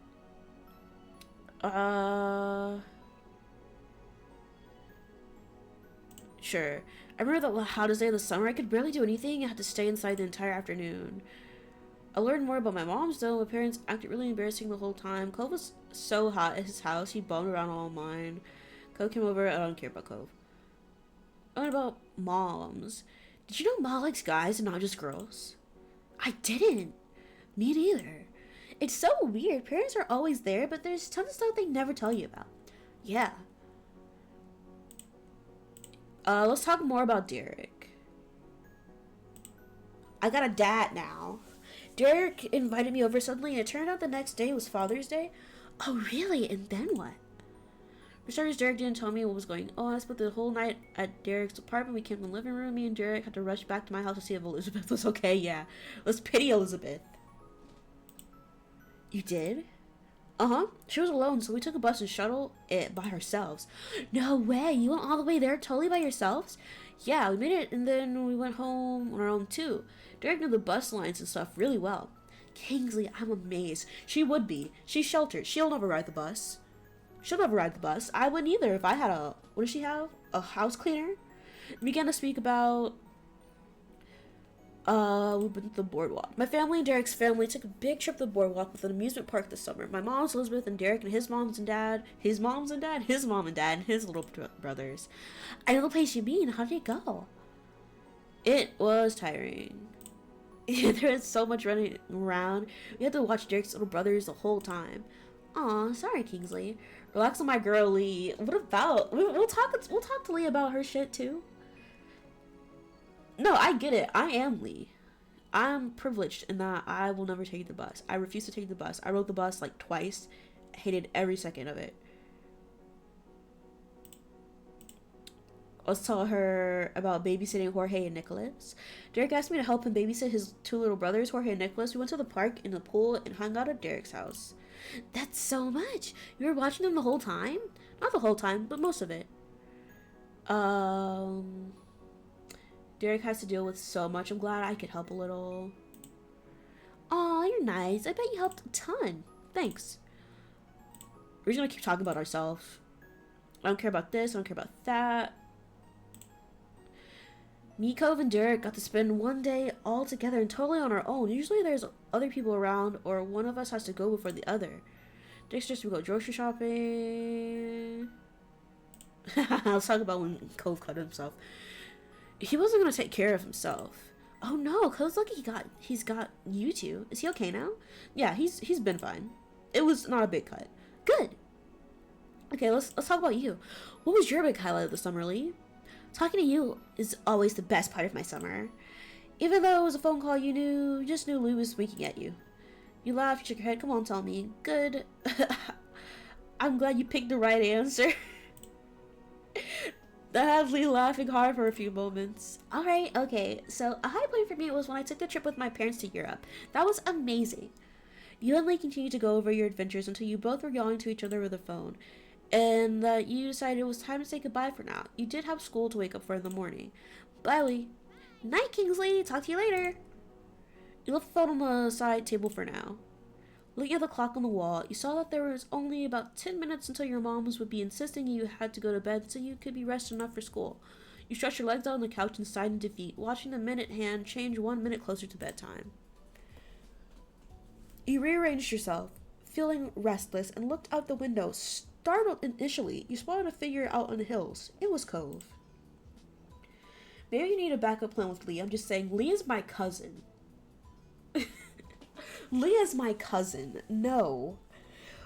When surprise faded, you realized it wasn't that much of a shock at all. It was exactly something Cove would do. You all decided to meet up with him. You ran off to go see him. You left him alone. You smacked the window to get his attention. You opened the window to call out to him. I'm leaving him alone. He might not be settling down, but the time had come for you to call it a day. A few more minutes of nothing ticked by before your moms poked their heads into the living room. Clearly, you're not paying attention. I mean, you weren't here for that, so. I haven't touched this game in like a month or two. It was before you showed up in streams, so it's not surprising that you didn't know that. But now that you know, Lee is my cousin. We are related. Not by blood because I'm adopted, but she's still my cousin. Hey, Kingsley, ready to turn in? We just wanted to say goodnight before you got into bed. And we hope you had a great last day of summer. Maybe your first day at school tomorrow will be even better. Thanks, Mom. At that, you matched their warm smiles. You hoped the new school year turned out to be a good one. Before you knew it, you were getting comfortable under the covers in your room. Your mind couldn't help but still be buzzing with thoughts about the future. You felt excited. I'm excited to get married to Derek. There was a little doubt in your mind that things were moving forward, and you couldn't wait to find out what changes were waiting for you on the horizon. Slowly your eyes grew heavy as you drifted off to sleep, your mind spinning with wishful thoughts. No matter what happened next, you could only hope that you would make the most of it. You were ensnared in a dream when a noise from the outside world jostled you. Noise happened, you just tried to forget it. You stubbornly kept your eyes pressed shut. Yeah, ignore it. The light clatter continued. Now that you were more alert, you could distinguish it as a tapping sound. Quiet, slow, but persistent. You mean it's not blood, you know what? Yeah, treat it as blood. Treat it as blood, because we're not going there. Lee's cousin. Each beat was like being poked. You could ignore it. You lifted your head from the pillow and looked for the source. Not much work was needed to puzzle it out. It was from the window. With that, you knew exactly what it was.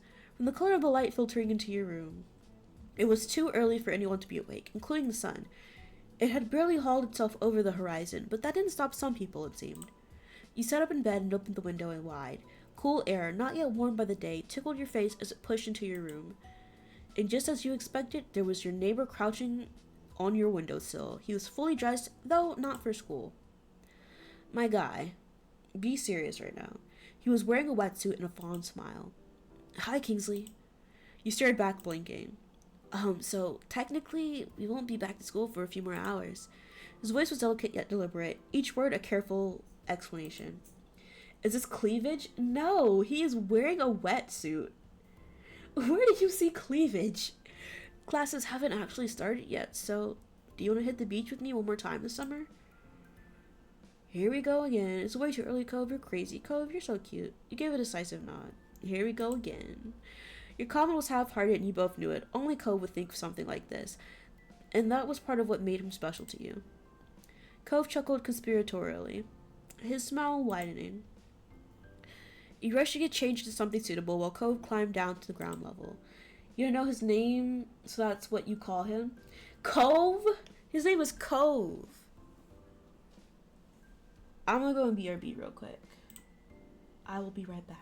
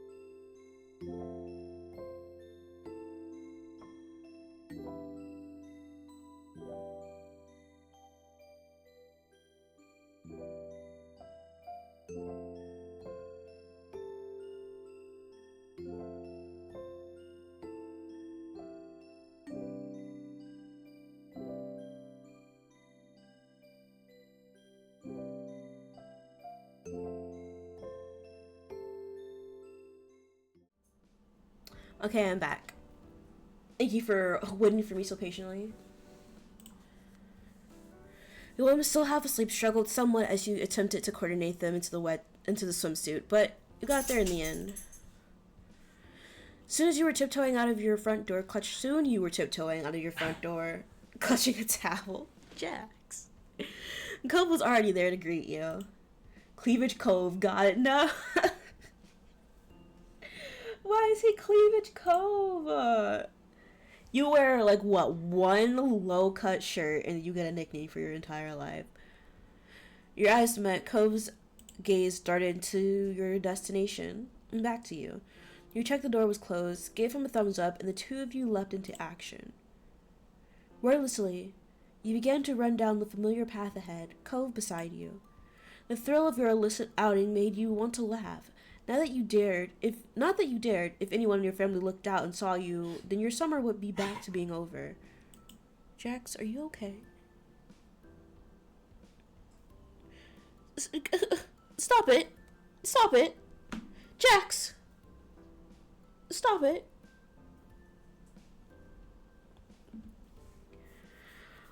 One glance at Cove told you that he was exactly the same, holding back laughter for fear of being heard and caught. The towel streamed out from under your arm like a cape. You were running so fast downhill that simply keeping your balance and not tumbling down was a real threat. It just wasn't enough of one to make you slow your pace. For every step you took, the beach was a little closer and the day a little brighter. What lay ahead for you would arrive, and you were happy to meet it.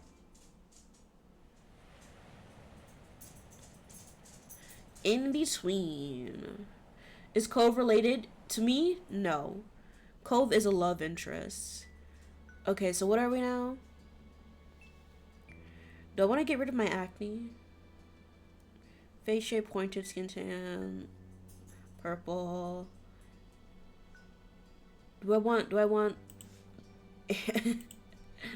long hair? I don't know. Ponytail, we could have long hair. Do I want long hair though? I think I'm okay.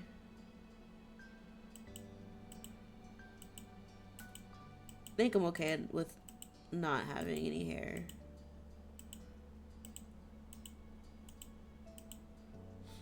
So, do you have insurances? No fades? Well, I don't want to change the front. So, I'm going to keep it like that. Change page. Birthmark, scars, freckles, acne. We're going into like what? Stage 3? What are we? Young adults? Teenagers? We're like old teenagers though. I'm gonna get rid of my acne.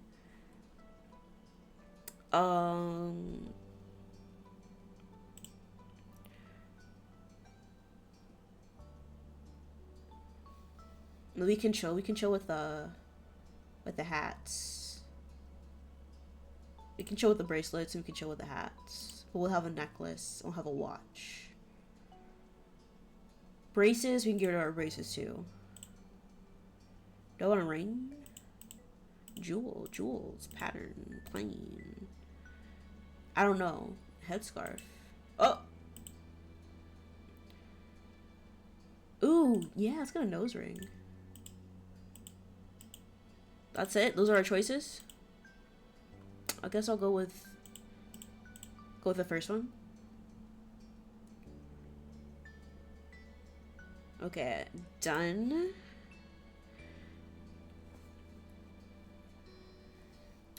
We're gonna be relaxed. Should we be direct? Nervous? Direct.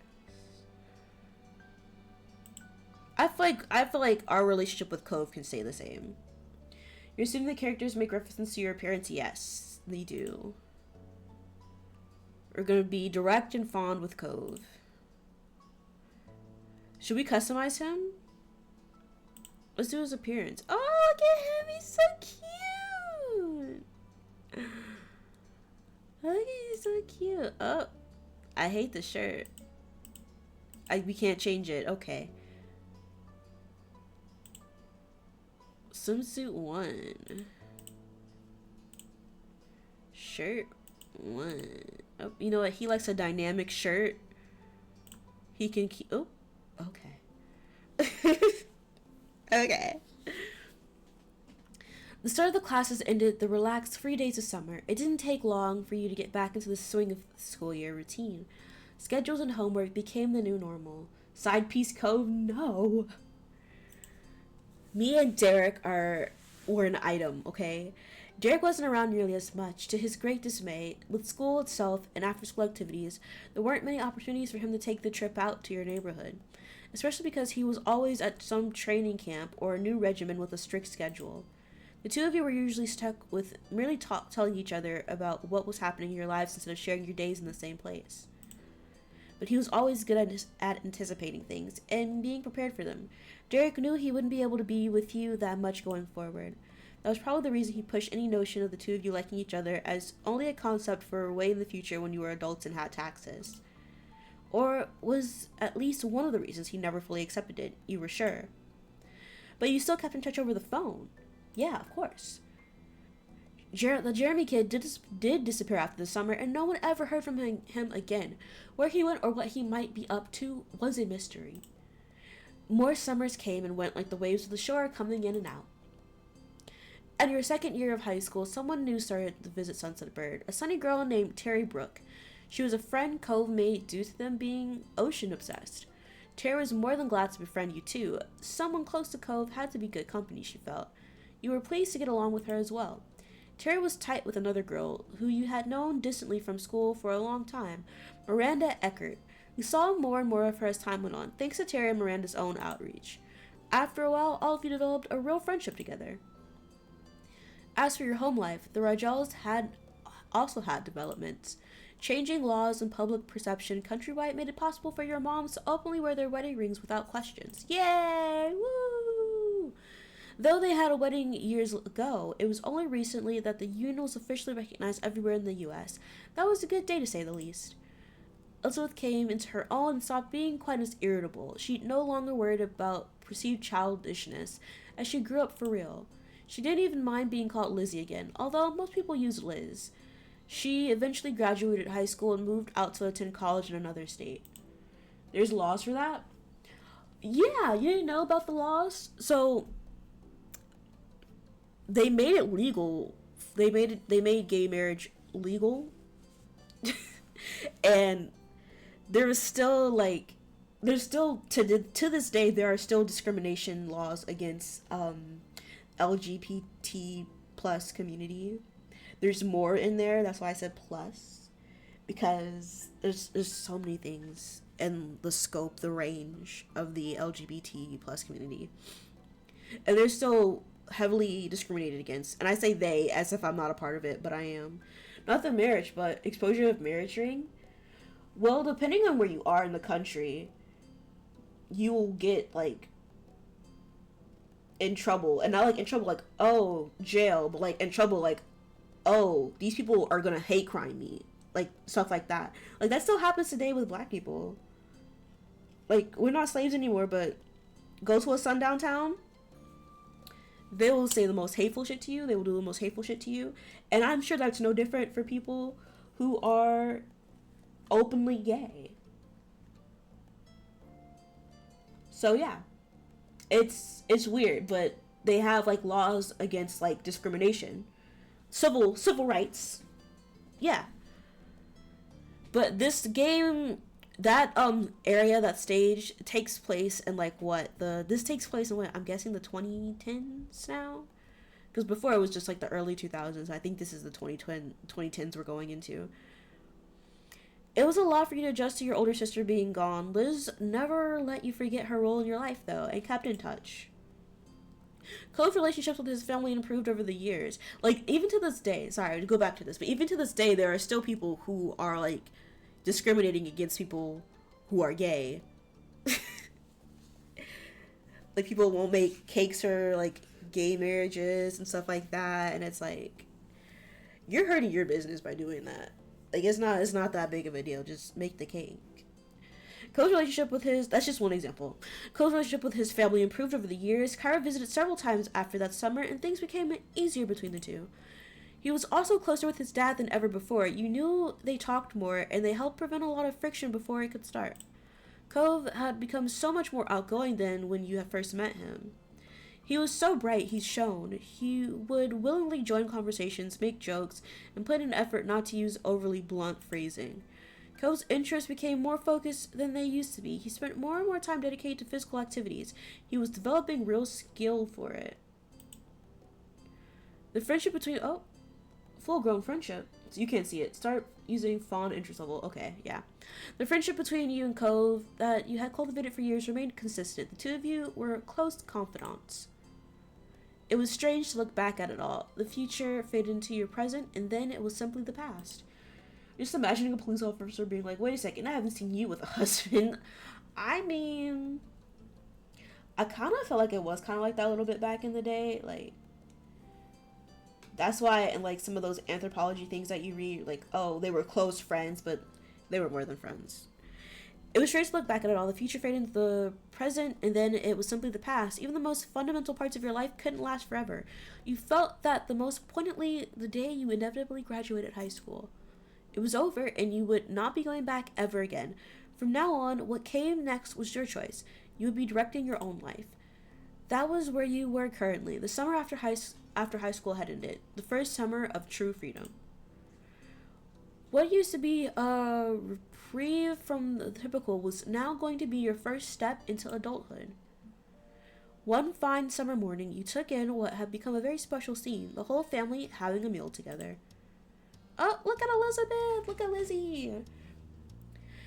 Your big sister, Liz, still hadn't lived at home full-time for a couple years, but she arrived last week to spend the season here since it was an off semester for her. She wanted to make sure she was in town because you had now also graduated high school. So who knew how much rarer these moments would become in the future?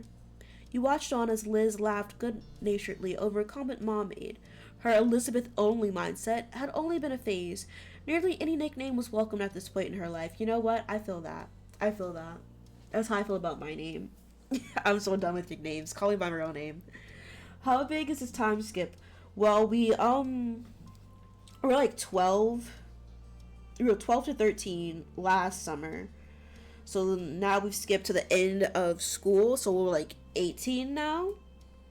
It's a few years because when it first started, we were like, what, 7, 8? And then we skipped like about 4-ish years, time skips. Strangely, even though she moved away, you lately felt closer to her than you had in a long time. Derek is definitely straight now. He's not. You're gonna stop this. He's not straight. You utterly scooped up more of your breakfast and chewed absent-mindedly. You were a vegetarian, you were a vegan, you were a pescatarian, you were a proletarian, you were a picky eater. You generally ate whatever. I am a picky eater. In the meal, you had reflected that. Your moms were happy to make food that fit your needs, along with dishes for themselves that didn't, though you often made your own food nowadays. But it wasn't only you who had a diet that excluded certain things, as Liz had been vegetarian for a while. Oh, good for her. Excuse me. Conversation had gone on idly without you fully taking in the words, until your ears were piqued when Ma started on a bit of a town gossip. And so that's how I heard the news. All right. Now stop bearing the lead and tell us, what is this so-called news? Ma giggled as she cast a look across the table, satisfied that she had everyone's attention. Well, it turns out the Donalds won't be renting out the condo up the street as per Sunset Bird tradition for the first time in what must be nearly 2 decades. A chorus of gasps and shocked expressions were had all around. After the initial shock, your eyebrows pinched. Mom may consider them by name, but you and Liz always viewed them exclusively as the mean old couple who would yell at anyone under 25 who crossed their paths. Your mom continued on with the story, spreading the strawberry jam over a piece of toast as she did. They decided not to take big trips anymore. Friends and family will be visiting them at their home. That's nice for them then. Have a good summer, mean grandparents with no grandkids away from us. Cove and his medium shirt might still be an option. Cove is not an option. We specifically stated that we are fond and we are friends.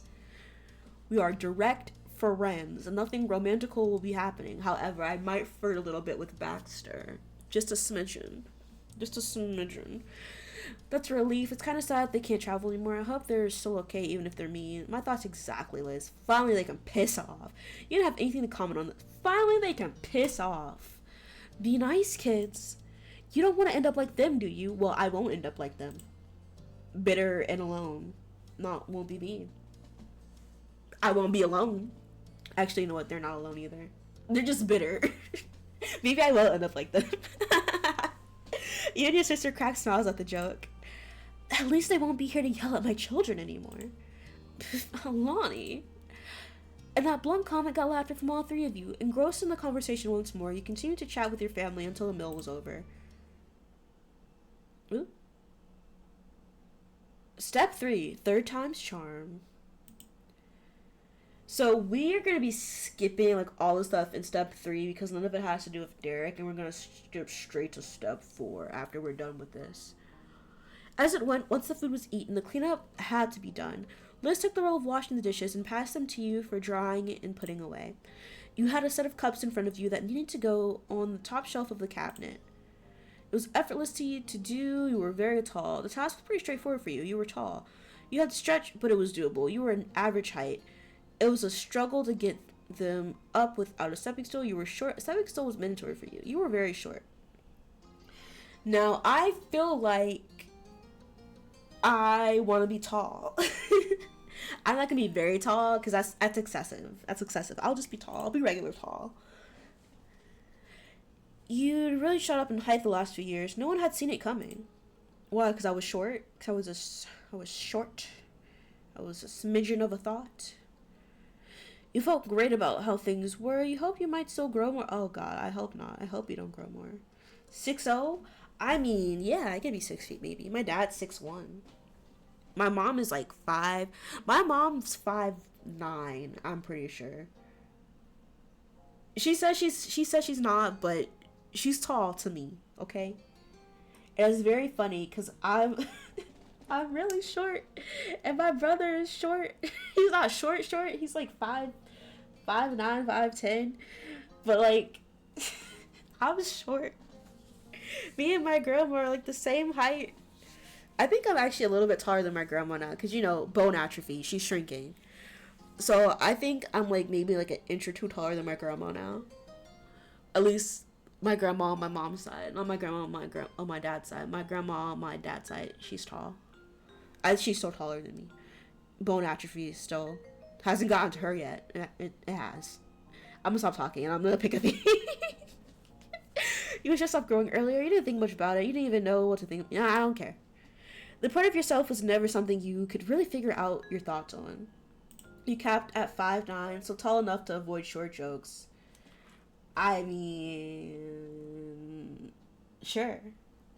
I mean, I'm not gonna talk shit about your height. I prefer people who aren't super tall.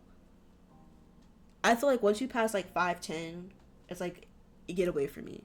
Be gone. I don't want to see you. Get out of my sight. Liz shook you out of your initial musing by starting up an impromptu conversation. She seemed to be voicing the thoughts that had been buzzing around in her own head. Well, damn. I mean, listen. As a short, thin-presenting person, my past boyfriends, they're taller than me. All my boyfriends have been taller than me. But, like, ones that were, like, taller, they would use me as like an armrest. And I'm like, the fuck are you doing? No, I'm not an armrest. Do not pet me. I am not a dog. So yeah, I've got beef with tall people. I do. I have to say, going back for another semester this fall is pretty intimidating. You think after the first year or two I'd have a handle on things, but no. Girl, I feel that. You still glance at her, still placing cups in the proper place. I see. Yeah, I'm glad you see. I'm glad you see it from my perspective. I guess it's only fair. My first round was pretty general classes, and year 1 of my architecture major was the basics. Now it feels serious. I have to actually know some things. Girl, I feel that too. I don't know shit. Everything I learned, I forgot. I'm laughing, but it's serious. I don't remember a lot of things. The laugh she gave was flippantly airy, but the way she scrubbed at the plates had more force than necessary. Should I give her a haughty voice? I know you can handle it. I think it's really cool you want to be an architect. It sounds hard. You simply shrugged. You merely listened to her venting. I think it's really cool you want to be an architect. Don't be too impressed yet. Wait to see if it actually happens, but thanks. Your older sister's mouth quirked into a small smile. It'll be fine one way or another. Oh, but I'm not sure. I'm not trying to scare you away from college. If that's even your plan, what is going on with that anyway? Girl, I don't fucking know. You had a solid plan set for a long time. You came to a firm conclusion recently. You had a kind of general idea. You had absolutely no idea. You hadn't even let yourself think about it. You know what? We've got a solid plan. You've got a solid plan. We're going to business school. I don't know why I said it like that, but we're going to do business. You answer the question so we can take over. You can take over Derek's dad's shop with Cove. Because Derek doesn't want to own that shop. I'll take it. Even though he might give it to Jorge or Nicholas. But you know, I'll do it anyway. Maybe I'll start my own business. If you were tall, you would definitely be the guy to crouch down to talk to you, even though it's not necessary. Oh, look, I would walk away from you. I would. I might even bite you. How dare you try to disrespect me? You answered the question as much as you were able and willing to. Liz's smile grew more reassuring as you did. You made it through 12 years of full-time education already. You can make your ideas happen, I'm sure. Sometimes, it still felt hard to believe your public schooling experience was over, in the end. You had graduated at the top of your class, you soared through with high marks, you had to work extremely hard but were rewarded with great grades. You had been an average graduate, you struggled to... Where the fuck is this breeze coming from? I'm stuck on this breeze. That's the reaction you're looking for, too. You want me to bite you? I'm drawing blood. I am drawing blood. I want you to know that. You didn't try hard, but it made it regardless. You know what? I'm gonna say we soared through with high marks. I'm not gonna put me at the top of the class. You're gonna miss it, and you felt satisfied leaving off there, and you wish it could have gone better, and you were just glad it was truly behind you. I do miss school sometimes. I do. It had been a familiar and fulfilling part of your life. Liz picked up on the silence her question ended up creating. She decided it was time to make a closing statement on the topic. You're a good boy, Kingsley. Do what's best for you. We'll be here to back it up. Thanks. You're a good big sister. As at that, Liz happily passed the final dish your way. She waved a soapy-soaked hand at a farewell and moved on to her next task for the cleanup job. You refocused on getting the last pieces put back where you belonged. I mean, don't think just because you're not tall that I won't bite you. I will. I will. It won't be a friendly one either. Only the friends get friendly bites. You eventually moved on to a new chore, but that was interrupted by the sound of your cell phone. It was the phone's default ring. You had used a silly novelty song as a ringtone. You'd set one of your most beloved songs as your ringtone. The phone was just set to vibrate. It's set to vibrate. Fuck a ringtone. You casually picked it up from the table where you had placed it earlier. Keep my mouth to myself. Keep your height to yourself. The phone was a couple of years old at this point, having been a 16th birthday present from your parents. They decided which model to get, but you got to pick the color. It was silver, black, gold, rose gold, red, orange, yellow, green, blue, purple, pink, turquoise. And it was just a phone. You didn't do anything to decorate it. It had a special charm attached, which was a lantern based on the game Lake of Voices, a small shell, a crystal, a string of beads, a heart, a music note, a cat face. I don't know what game Lake of Voices is, but let's be a nerd. The screen lit up as you gave the little device a swipe with one finger. You were informed by caller ID that it was Lee. You aren't surprised. Despite having busier and busier lives and not living in the same town, you still had a good relationship with your cousin of the same age. You hate these choices. I'm sorry I hate the choices. Especially once the miracle of both of you having your own phones actually happened. She got hers first, though. Of course she got hers first. Tapping on the accept button, you answered her call. A familiar bubbly voice came through right after. Hey, Kingsley. Sup? I trust I'm not interrupting anything major. Only some cleaning around the house. Oh, then you're welcome for my call. A distraction from that must have been desperately needed. Yes, thank you, my dear cousin. Hey, I love doing chores. I like cleaning. It's good to hear from you. Even though she couldn't see it, you shook her head at that. Yes, thank you, my dear cousin. It's my pleasure. She giggled, and you could hear the jangling of the jewelry she must be wearing. I don't remember what Lee wears, but I feel like she has like leopard print stuff. Like she's an animal print kind of girly. That's the vibe she gives me. Nothing amazing's happening for me either. I'm bored and felt like chatting. My morning shift ended, so I'm free for the rest of the day. Woo! Girl, where you work at? That's good. You were off from your part-time job today. You hadn't started working anywhere yet, so you couldn't relate. You know what? Let's say I had a job. Like you, Lee had started dipping her toes with the workforce as of late. It made keeping in touch frequently even more complicated, but you both managed. Kingsley's definitely an iPhone with the Gears of War logo on the cover guy. I don't know what that is. I don't know. What is Gears of War? What is that logo? I gotta look it up now. And Kingsley definitely isn't. Kingsley plays mobile games. Ew. Ew. I looked it up. No, thank you. What about you? What about me? This has been pretty normal. Cool. That's you then. So, how's Mr. Cove Holden doing? Girl, I don't give a shit about him. That's not my man. There was a friendly sense of genuine curiosity in her voice, in her tone. She had always thought well of him. But that name was incredibly familiar to your ears. Cove, your next-door neighbor for the past decade at this point. You could count him among your group of friends. He was a very close friend of yours. The two of you were best friends. Cove was essentially family. We're best friends.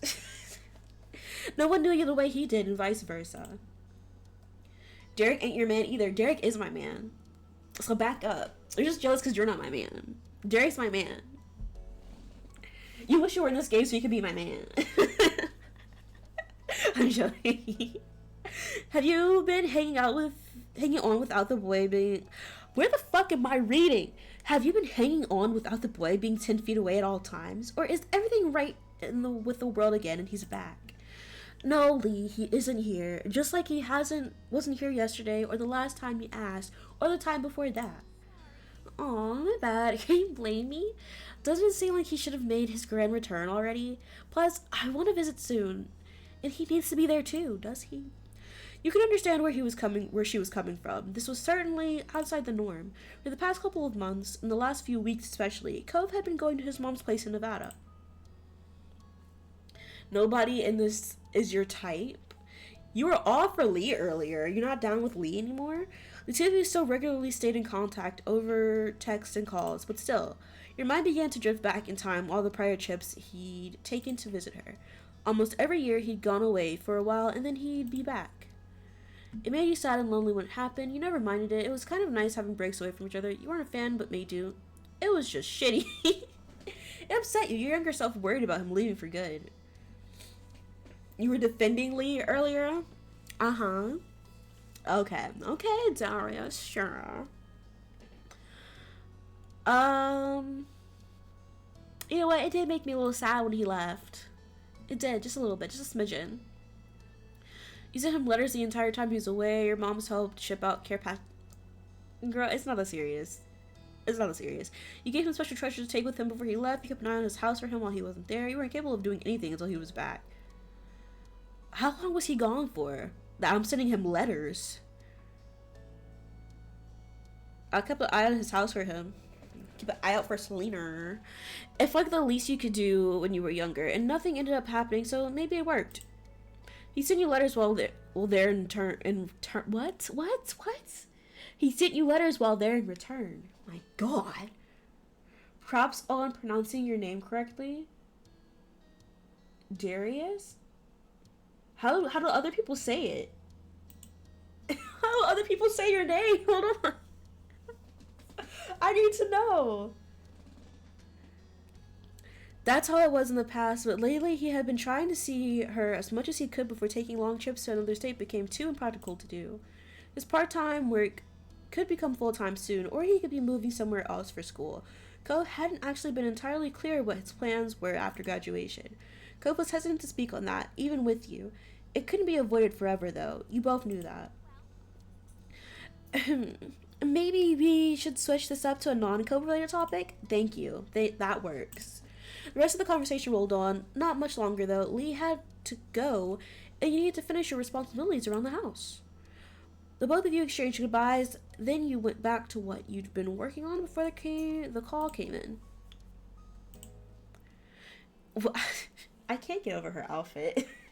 I really can't. As you wrapped up the last of your chores, you were approached by Liz wearing a cheeky smile. Like, girl, out of everything you could have worn, you chose this. Like, why are you sitting there like that too?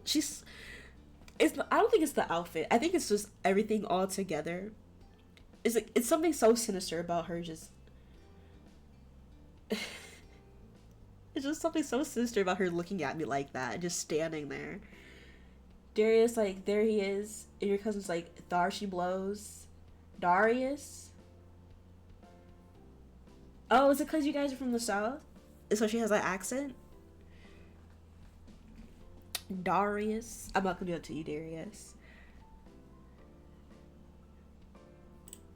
I've got mom's keys. Wanna get out of this tiny town and do some shopping in a real city? Yeah, it's been a while. Yep, it has been a while, huh? Yeah, it's been way too long since I've gone anywhere exciting. I'm driving. That was obvious. You didn't know how to drive. You're glad for that. You still just had a learner's permit. Even though you could drive too, it was her plan. She could do it if she wanted. It was nice of her to do that. You had a license, but tried to avoid driving when possible. Girl, me. Go get your wallet and anything else. We're going now. With a nod, you made a quick detour to collect your stuff from your bedroom. You had money saved up from all the part-time work you'd done, as well as from gifts you'd received. After making sure you were fully prepared for the long haul to the largest city in the surrounding area, you buckled into the car. It was a smooth ride there, with a light conversation about what shops to stop at and the radio blasting. Actually, I want to check something real quick.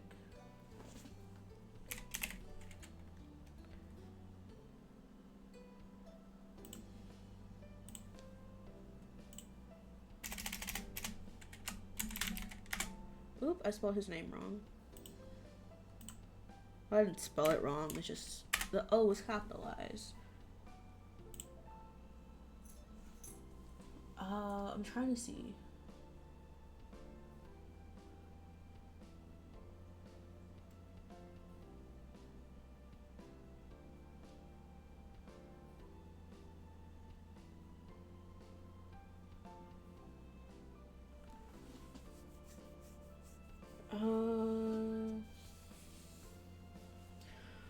I'm trying to see if there's any specific Derek scenes in step 3 that I need to go over. And I'm not really seeing them.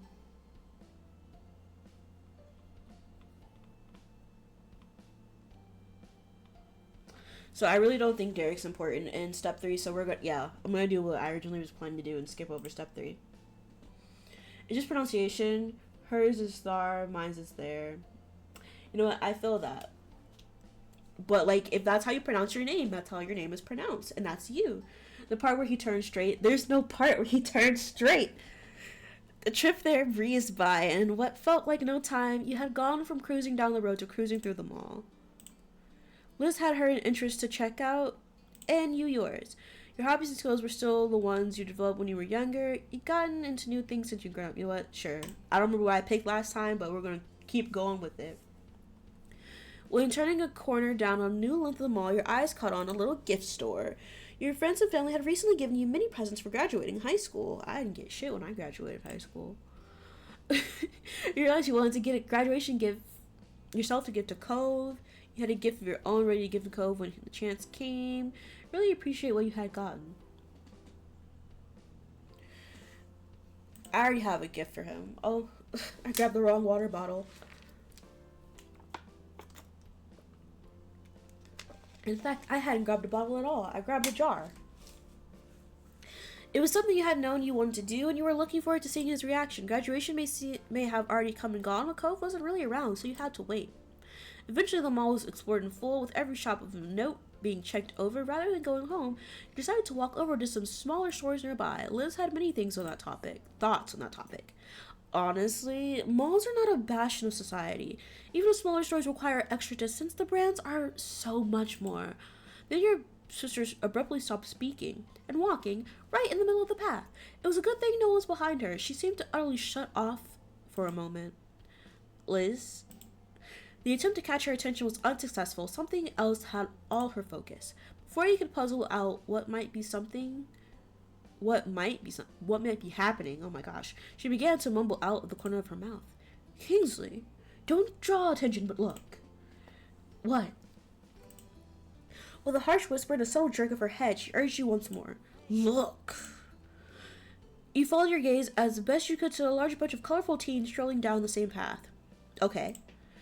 Your face backed over to your sister with a confused expression and an unspoken question. What were you supposed to be seeing there? Kingsley, doesn't one of them seem familiar?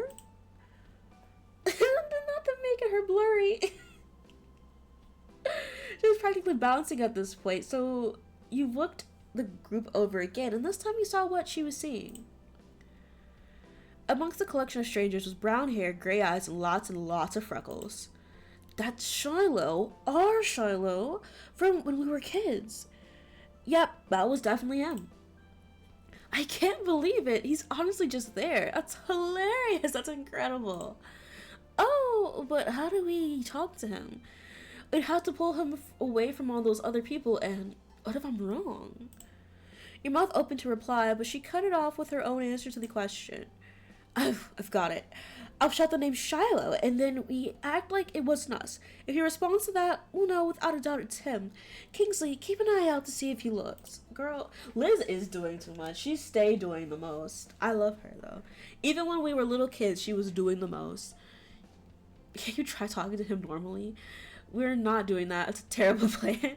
Why do I have to be the one who watches? We'll try it fine. We're not doing that. Likely without even hearing what you had to say, Liz put her plan into action. Shiloh! She loudly projected the word across the way and then put on an act of casualness, turning her head away from the scene without brushing at the shirt of her dress. Let's say shirt or skirt. I said skirt. In a supremely awkward moment, you could only stand there as attention in the area shifted to the two of you, thanks to your sister's shout. But of the many startled bystanders who became altered to your presence, one of them was the boy. From a distance, his large eyes met yours. He looked. A wide grin took over Liz's face. She pushed the rim of her sun hat up and away from her face while swishing back around to greet her old friend directly. Shiloh! Waving, she stepped a bit closer to express her intention to meet without really closing the gap. She wanted him to come to her. Who you presume to be Shiloh looked surprised at the call-out. He stole a quick glance at the crowd he was with and hesitantly glanced back your way. He was trying to double-check something. Liz remained steadfast with her gaze trained on him, and ultimately he broke away from the rest of them. After a light-footed jog across the brick path, the young man pleasantly presented himself in front of Liz and you. Hi, I like your hat. Just that simple greeting had Liz giggling. Hello. I'm sure you remember this, but I'm Lizzie, and that's Kingsley. We were all friends when we were little kids. Mind you, Shadow's like 2 years younger than me. So we're like 18 now. He's 16, and Liz is 2 years older. So she's like 20. Like, ma'am, stop harassing this child. Stop harassing this child on the street. How are you responding? How am I responding if someone shouted Princess Beauregard? I would be very confused, because only like in real life, like only like 5 people know who I am in real life, and if someone shouted that in public that didn't know me, I would be very confused, and I think I would ignore it. I think I would. I would ignore it, definitely. Because I'm not about to let you know that I'm who I am, you know? Like, when I'm ready to reveal myself to the world, I will. But I'm not yet. But I did do a webcam stream, but, like, my faces show up, but I try to like block my face out. And I thought about doing another one where I do a crafting stream, but I need to buy stuff to craft. I know it's you, don't ignore me. I'm running at that point. I'm gonna cry. I'm running and I'm crying. His already wide eyes grew even larger, their gaze darting between you and Liz. His previously chipper demeanor faded into something delicate. I'm really sorry, but I think you have the wrong person. You could tell not being instantly recognized was going to make this exchange more of a challenge. Still, Liz was undeterred. It was a long time ago. You were really young. I get why you feel like that. However, I'm positive I'm right. You're exactly the same. The face, the freckles, how genially you try to phrase things. You're even still wearing a hat. Okay. And you didn't used to wear a hat. What's the point of that last one? Instinctively, he looked up at his headwear with creased brows, not making the connection on why the hat meant something to her. Exactly. Why are you running me? Because why are you trying to get me to talk to you? I don't want to talk to you in public. I'm here to mind my business. Mind yours. Instinctively, he looked up at his headwear with creased brows, not making the connection. Yeah. We knew each other, okay? An uneasy smile settled on him as silence followed Liz's speech. He was picking his next words carefully. And then the quiet was obliterated by a new voice bursting into the conversation. Shiloh, what are you doing? The rest of the group already left. A field trip is not a vacation. We are on a schedule. Startled, your head snapped towards the path. A distinctly unhappy individual with piercing magenta eyes, dark brown skin, and a sharp jaw stormed your way. He carried a cloud of authority with him, despite looking like he wasn't even 18 yet. The way he said sorry was so Canadian. Sorry! I didn't mean to ditch. Shiloh, whose name was now officially confirmed, gestured with a hand to add to the explanation of his absence as the stranger watched impatiently. They thought they recognized me as someone they knew, but it was a tiny misunderstanding. Liz theoretically as well as literally put her foot down at that, stomping in frustration and getting more childish the longer she was around her childhood companion. We do know you. Shiloh merely shrunk in on himself, and the tone he spoke with was pained. Sorry. I'm sorry, I'm making fun of that voice actor. He did the best he could. I'm sure he did. Maybe they're Canadian. Maybe that's why. You honestly couldn't tell if he was apologizing for the upsetting feelings of his sister. I mean, I'm over here acting like I could do any better.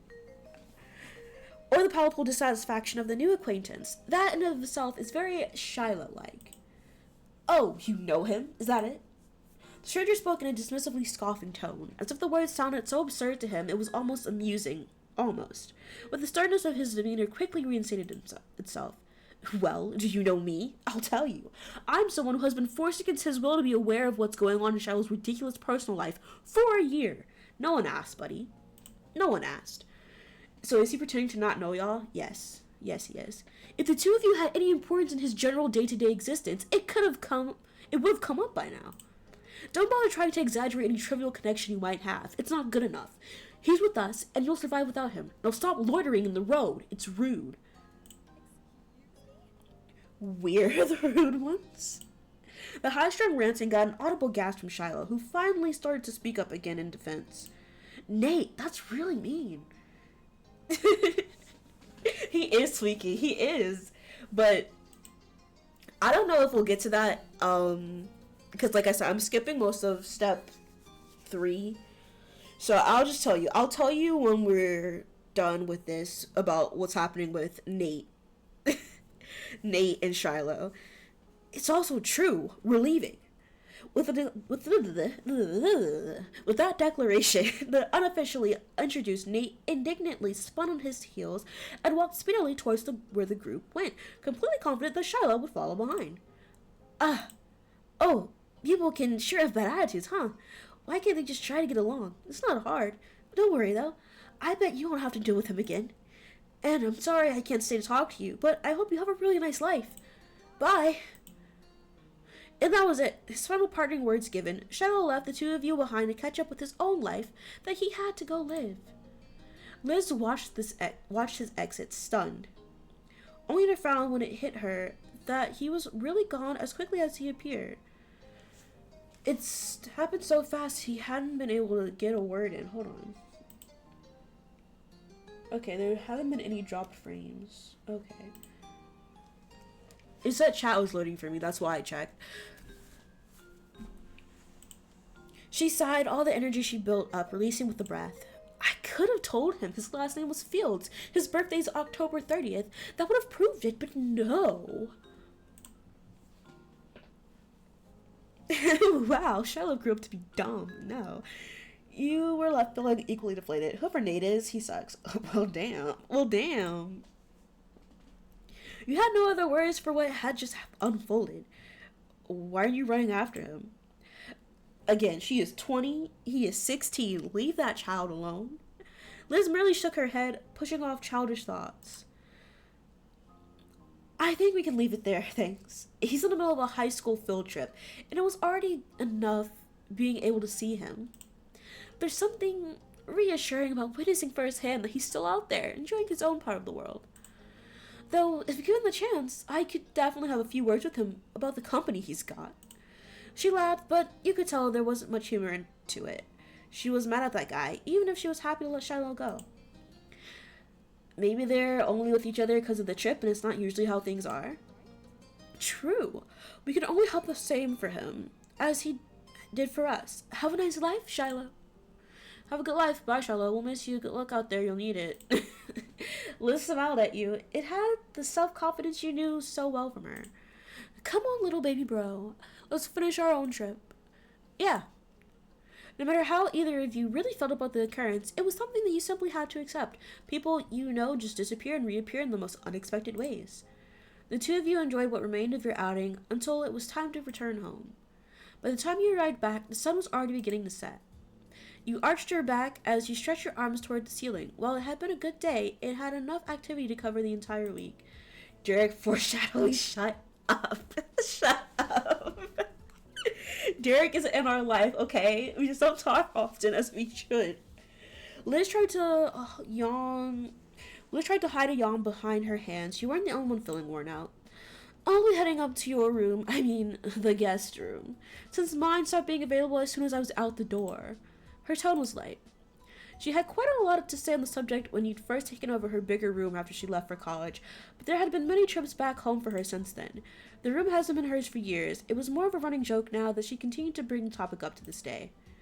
Let it go, Liz. I didn't see your name on it. Thank you, Liz. It's a really nice room. They should be so gracious about giving it up. Just wanted to follow in my big sister's shoes. I'm sorry. They should be so gracious about giving it up. I had no choice. A small laugh was shared between you and your older sister. You better believe you'll be back at the guest room when you've got your own place and we're both in town for a visit. We'll take turns. We'll have Thanksgiving. I'll get Christmas. Sure. Don't count it. It's alright with me. I don't need it. Sure. Your sarcasm won't save you here. I'm taking that as an agreement. She flashed her familiar grin and couldn't help but feel glad she was back around, even if it was temporary. With that, she plodded off to the spare room. You were ready to do the same. Moving to a new space was your first opportunity to decorate from scratch. Design your room. Yay. Oh, okay. So, what do we want? Green. Oh, it changes. Okay. Yellow. Purple. Green. Blue. This is the room that we had last playthrough. Plotted it in. Green. Do we want green? We want yellow. Oh wait, that's purple. Yellow. I'm trying to see. Let's giving Kingsley. I want to do something that's not blue. The blue one had. I was like, the bed looked bigger. The bed looks bigger in yellow, but it's kind of boring. That ugly ass laptop. We don't have a laptop in purple. It's gonna have to be green or yellow. Do I want these seashells? What the fuck is this? What the fuck is this? It's not me. It's not Derek. We'll go with yellow. Extras. Oh, trophies. Yeah, let's say I want some trophies. Hold on. If I change purple. Okay. Green. No extras with green. Okay, so fuck green. Guess we're going with yellow. Window. Left. Right. Oh, you get to add more stuff. Cool. Yeah, we'll do lights. We'll do lights instead of this. Terrifying. Terrifying. I don't want that. Floor. A ball. And a telescope. Why not? Why not? Let's do volleyball and let's learn about science, astronomy. Done. You were really satisfied with the feel of your tiny part of the world. As your thoughts drifted, you tried to bite down another yawn.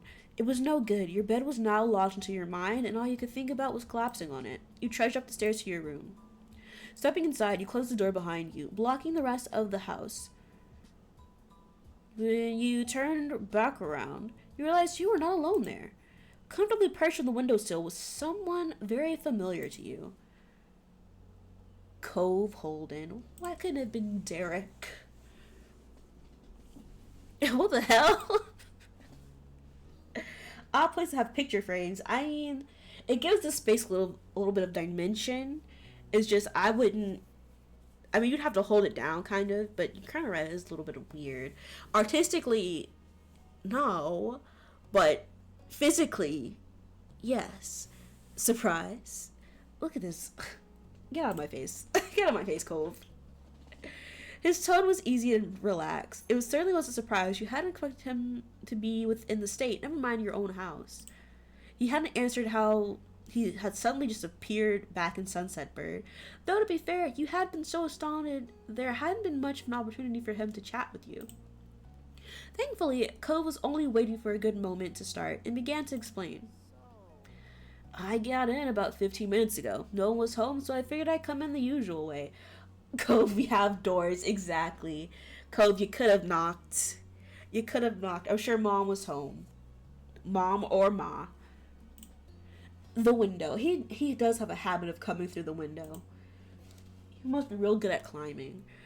I'm terrible at climbing. Like I said, I hate heights. A small smile had formed on his face. You were still staring at him, unable to blink. In case he disappeared, you could still barely believe that he was really there, mere feet away from you. I left my bags in your backyard. I hope that's all right. No, it's not all right. Girl,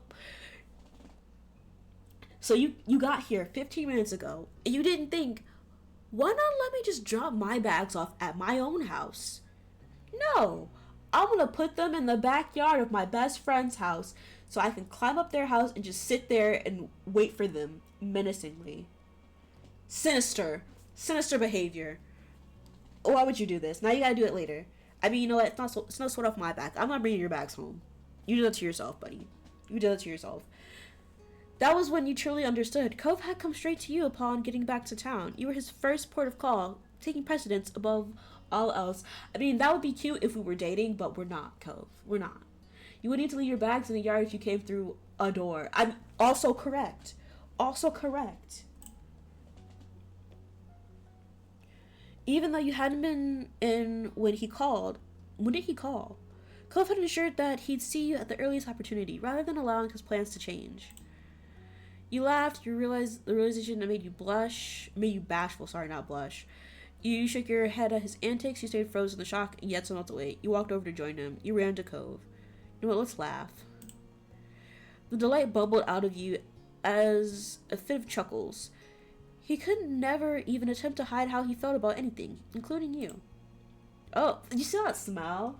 That smile before I clicked away? Oh, that was scary. Scary. Girl, how is our house shaped? It's gotta be shaped kind of weird. Because he's on the windowsill. At least, hopefully he didn't knock my shit over. Cove dropped from his seat on the windowsill, landing lightly on his feet. He made his way over to you, the smile still resting on his face. You're too crazy. I'm so glad you're here. I missed you. Trouble's back in town. Trouble is back in town. Cove is approaching a jackass status. He just lived his life. I can't believe my eyes. It's the most amazing man in the world. Well, don't overstate it. You didn't need to say anything. Trouble's back in town. Sound like a dad. That's something a dad would say. You ruffled his hair, you jovially punched him on the arm, you wrapped him in a gentle embrace. You placed him in a bone-crushing hug. You jumped in his arms, you smiled at him. Punch him in the arm!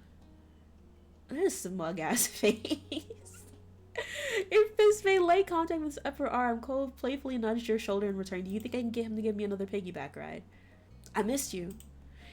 Even if he hadn't said it outright, you have gotten the message from his body language. Cove was grinning wildly. Widely. His raised cheeks bearing his eyes, which gleamed like hidden gems. But he looked at you as if you were the most exciting treasure of all. Obviously. Was the trip any good? Yeah, I had a great time. Cove told you about how his trip back had gone. His mom was doing really well. She had a project in the works that she was thrilled about. As a result, Cove was going to be sticking around in Sunset Bird for the time being. Things were settled as much as they ever could be. With Cove back once more, you felt at ease. Cove stretched his arms out over his head, his eyes on the window and the world beyond. The sun had set while you'd been busy reuniting. Cove been plotting on you for a minute. What do you mean? What's he plotting? What do you think he's been plotting? I should probably get my stuff and see Dad. Yeah, you should probably do that. Now, the question is, why can't we see a big-ass building from our window? That's the real question. I have so many questions, because aren't we, like, far away from the city? Why can I see this? Why is that building so close? Shouldn't we be seeing the ocean or something? Or a hill? You know these tactics? What has he been plotting? What do you think he's been plotting? I want to know. He glanced over to you with a familiar, expectant look. Wanna come with me? No, but I'll walk you downstairs. Sure, I'll come over for a little while. Cove began to head to your bedroom door.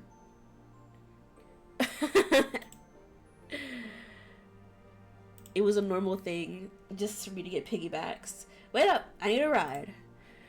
Cove shook his head, the smile on his face implying that it was you and your senses he was questioning, not the request. He'd come to expect the latter, even if he didn't get why it held such appeal for you. You hate this shirt? I kind of like it. I kind of vibe with it. At least his titties not out. Earlier you were complaining about his titties being out, and now they're not. Okay. He crouched down just enough for you to hop on his back in a practice move. As there wasn't much of a difference in the height between you, he didn't need to bend down much at all. And with how often you'd done it, there was no trouble in climbing aboard the Cove Express. Probably bumped my head on the on the door frame. Cove straightened up with poise, accustomed to balancing someone over his shoulders. Cove carried you down the stairs. Down the stairs? Oh, wow. You had to duck down a couple of times, the ceiling grazing against your elevated head. Still, you safely reached the ground floor of your house. The door's gonna be in the way. Get off here so I can open it up. Boo! Boo! He bent down to let you slide safely off his back. Seeing things from your usual height was disorientating after getting accustomed to looking down at everything. You good, Jax? He's good. In all the excitement of Cove's return, you hadn't even remembered the gift you prepared for when he got back. It would be the best to give it now, before he left your house. Can you wait here for a while? I got something for you. Cove tilted his head, intrigued. You nodded with some eagerness, trying to imagine how he'd react when he actually saw it. The gift you had chosen hadn't been something you could buy. You bought Cove something special. What did we give Cove? If I redeem squats, how do I know you do the squats? It will probably hear my bones cracking. That's how you know. It was a fruit bouquet! Where the fuck did I get this fruit bouquet from? You didn't need to stray far from Cove to reach the fridge where the present was stored. You pulled the cut fruit bouquet out and returned to Cove to present it. You knew the exact moment he spotted the gift as he broke into laughter. I'm sure there would have been more choices there if I had done Cove stuff. But as this is not a Cove route, we didn't do Cove stuff. You knew the exact moment he spotted the gift as he broke into laughter, clapping his hands. You waited for him to finish chuckling so he could speak once more. Happy summer. Happy summer. My dad is gonna love this. He pulled out a skewer. It was a grape one, the kind you like to eat first. Trust Cove to remember something like that. You accepted it gladly. Aw, he remembered that I like to eat the grape ones because I don't like the other fruits. I'm surprised you held off from eating at least some of it yourself. Well, I mean, I'm not a real fruit liker, so. Wow, you and Derek were the ones who stripped it bare back then. He merely smirked, and you knew that the teasing was good-natured. What's in the Beauregard's fruit basket? Well, I don't like very many fruits, so I'll just take some apples and some pomegranates. Maybe some cotton candy grapes. Ooh, I hit myself in the face with a pin. But like other than that, it's a no for me. I don't really like fruits like that. I probably would never get someone a fruit basket unless they like fruits. Like I know what fruits they like. Like Gil, I think for Valentine's Day, was it last year? It was either last year or the year before. I got him like chocolate covered strawberries because he likes strawberries. And a cup, and it came in a cup. I don't know. Actually, that might not have been last. It might not have been last February. It might have been the February before that one. So yeah. But like, if I don't know someone's preferences, I'm not gonna get them a food type item. that's just common sense to me. You're really seriously too nice to me. You smiled back. You have no right to call anyone else too nice. Cove brushed his hand against the pale ghost of a scar on his arm. He was at a loss for what to do now. The clock ticked away, counting the seconds of silence. Once you had a chance to settle your thoughts, you figured you'd tell Cove the intriguing news. I have to tell you, you're never going to guess who I saw today. You didn't give Cove a chance to reply. There seriously was no way that he'd figure it out. White chocolate covered apple slices? You're hungry now. I don't like white chocolate. I'll just take regular apple slices, please. You're hungry now? Have you eaten today? Have you eaten yet? I hope so. Shiloh. Shiloh? Cole repeated the name, his expression blank. Girl, he's so forgettable. I don't blame you. From when we were kids. Cole pondered for a moment, then snapped his fingers. Oh, he was the freckly boy from the first summer, right? The one who moved? The freckly boy. I mean, you're not wrong, but you gotta say it like that. The guy was named Shiloh, and he looked just like Shiloh from back then. Even wearing a hat still. But he had no idea who I was and ran off somewhere. Cole frowned. That's, I don't know. Too bad I missed it, though you knew him better than I did. That was definitely true. Not only had Cove known Shiloh for a shorter period of time, but he and Shiloh had never quite gotten along. I mean, he's a cleavage boy. What? What are you talking about now? What does cleavage boy have to do with this? Not that they were enemies either, just kids who were only ever together because of the other people they both knew. I wonder what Shiloh's up to these days. I don't have any idea, he didn't say much. Oh, well, I mean, I guess I can tell you now. So Shiloh belongs to a group of troubled children. Those not even my words. That's literally, he's in a support group for boys who have issues. And you're probably like, what issues does Shiloh have? I think he's a compulsive liar. I think that's what his issue is. He's a compulsive liar. And he's just like, the whole group is like antisocial. And actually, before this game was a thing, they had another game where it was that one, and it's a horror game. And I might play that one in October. I might play the horror game in October, where it's a dating sim horror game. So you know me and my dating sims. So we might play that in October. Once we finish this game, and we still have Baxter shit to do. It takes so long. That's why I'm like, okay. When you said troubled group, you thought you meant a gang. Honestly, it might as well be a gang. It might as well. It's not. No one in the groups like each other. However, he is somewhat friends with Jeremy. But Jeremy, you don't know Jeremy. You didn't even get to see Jeremy. But Jeremy shows up in the beginning of step 2, and he's this obnoxious ass kid. He's just rude for no fucking reason. He's still a bitch, but he's less of a bitch when he grows up. But he's still a bitch. But I don't know. He grew on me. We fought him. In the code playthrough. Oh well. That was everything you had on that news item. So you move into the next big update. What's the next big update? Is it Derek related? Also, you know the mean old neighbors?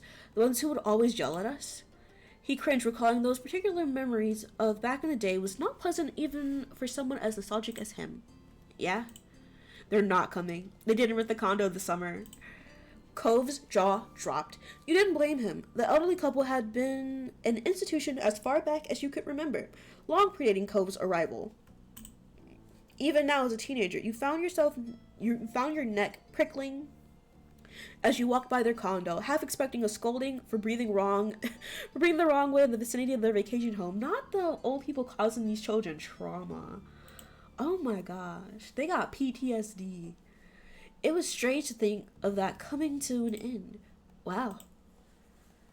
Cove blinked, clearly struggling with the idea in the same way you had. I didn't see that coming. People being gone, people coming back. It feels like I've missed a lot. Get off my lawn types. Honestly, I think we pranked them in quotations, and I think I left like a roly poly on their mat, and we like ding dong ditched them or something like that. I think that was a prank. I can't remember. It was like months ago. This has been a busy summer already. Well, you haven't missed the fireflies. They haven't shown up yet. Well, that's something. And we better not get left behind. There's still stuff to do. You nodded. As soon as you left your house, Cove bent down to let you climb back with his back for the last part of the journey. Oh, friendship. It seemed that no sooner had that night begun than it was already at an end, and the dawn of the new day was soon upon you. So it was justified. Yeah, it was justified, but I feel like we should have done worse. We should have like broke one of their ankles or something. We should have let poo on their doorstep. The next morning, your belly was full of breakfast, and you were in a pleasant mood. You hoped the rest of the day would follow suit. Later, you were meeting up with your friends, Cove, Miranda, and Terry, to go into town. It was all on short notice, and that was because everyone was just so excited that Cove was finally back home, having a nice daydream. You blinked, pushing all your thoughts away and returning to the reality. To reality. Your mom was watching you with a teasing smile. Now you tweaking? Nah, I'm chill. So, what's on the agenda today? I miss Derek. I'm meeting up with some people. Well, I hope you and your friends have fun. Don't get into too much trouble. She winked at you. You knew both of your moms wanted you to enjoy every bit of the summer before all the big changes started. I'll try. But before you go gallivanting around the town, could you bring the mail in? I'm finishing up putting the dishes away over here. Alright. Thank you so much. As soon as you were outside your front door, you couldn't help but see Cove and his dad standing around in the road. They noticed you too. I love the ponytail gang over here. Hey there, Kingsley. Hey, good timing. You should come join us. Waved to him, you hugged him, you gave him a high five, you gave him a noogie. Give him a noogie! Immediately, Cove caught that you were holding onto his hair, and he dodged your hand. Aw. The mom kind of bad, though. Honestly, I prefer Ma to Mom. He tried giving you a stern look, but he was no match for your teasing grin. He rolled his eyes and was almost forgiven. You noticed Mr. Holden was taking in the scene of you and Cove with a self-satisfied smile. Cove followed your line of sight and shot his dad an unimpressed look. For a moment, Mr. Holden seemed like he had thought of dancing on the tip of his tongue. He had a thought dancing on the tip of his tongue, but he decided to keep it to himself. What are you up to today? Me and Cove are meeting some friends later. We're gonna paint the town red. Exciting. They won't know what hit them. Cove shook his head disapprovingly. But you knew him well enough to tell that he was entertained by your notion. Yawning, Mr. Holden stretched his arms over his head. My boy and I have just been waiting around to see what the new neighbors are like. It was definitely his idea. I don't know how you're not interested in this. It's big news. Besides, it'd only be polite to greet the new folks in town. Maybe it'll be a single dad and his son. You've been here too long. If seeing a new person rent a condo is what you consider an exciting development. Yes, I'm dying to see the newcomers. Your response was just a shrug. I don't want to be anyone has to be better than the last tenants. I don't know. The house could be cursed. You can keep getting ones that are progressively worse. Dad is cleavage guy too. Well, yeah. Cove's dad They love to surf, so they're always like half clothed. That's just a shirt though. His shirt doesn't button up any more than that. I hate shirts that do that. Like, I would like the option to have my buttons, please. Please add more. He cracked a cheeky grin at his own joke. You could tell Mr. Holden was looking at an empty house, thinking about the nightmare that was the last tenants. He chuckled and turning to Cove. Bud, that would be horrible. Knock on wood. Mr. Holden took one more glance at the currently vacant building and sighed dramatically. When he turned back to you and Cove, his whole body seemed deflated. Okay, so this is our house, right? Where is he climbing up at? Where is he climbing up at? Like, is this our whole house? That's what I'm trying to figure out. I've never understood.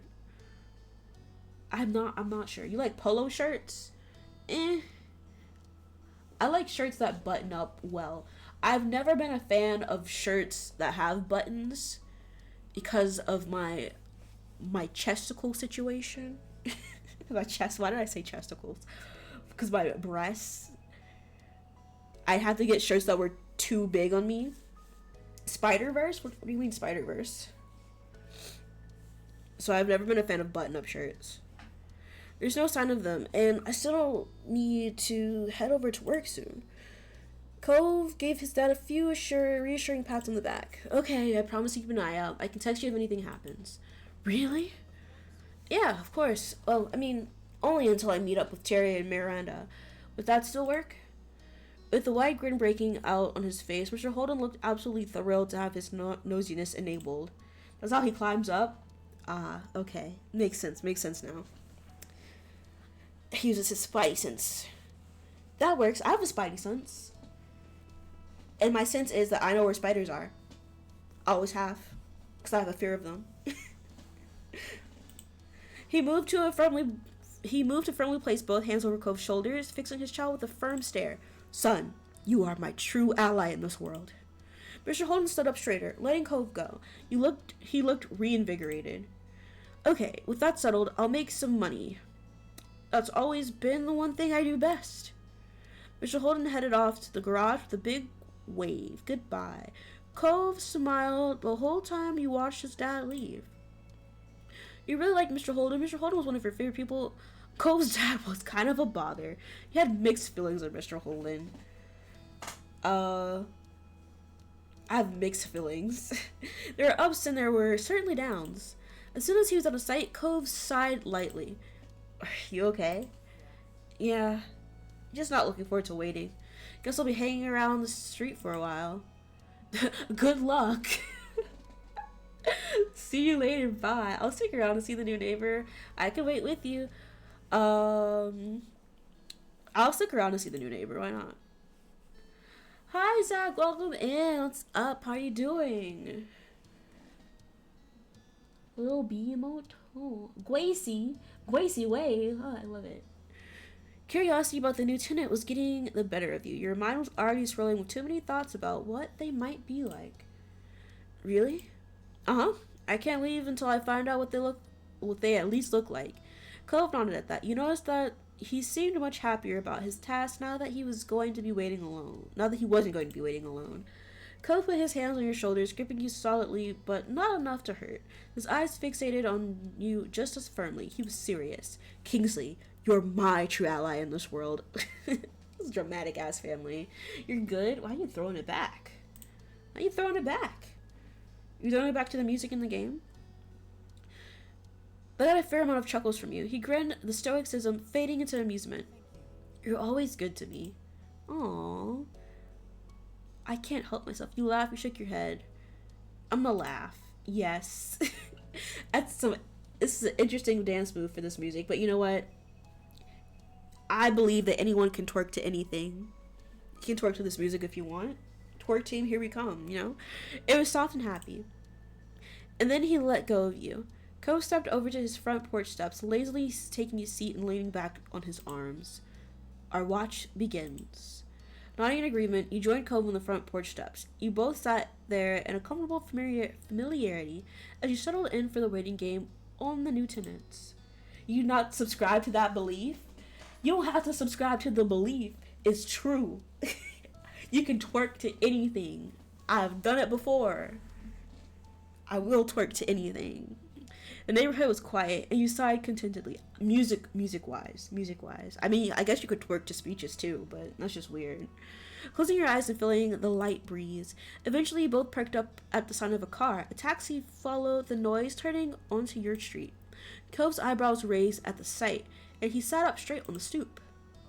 This has to be them, right? The only people who come out here live here?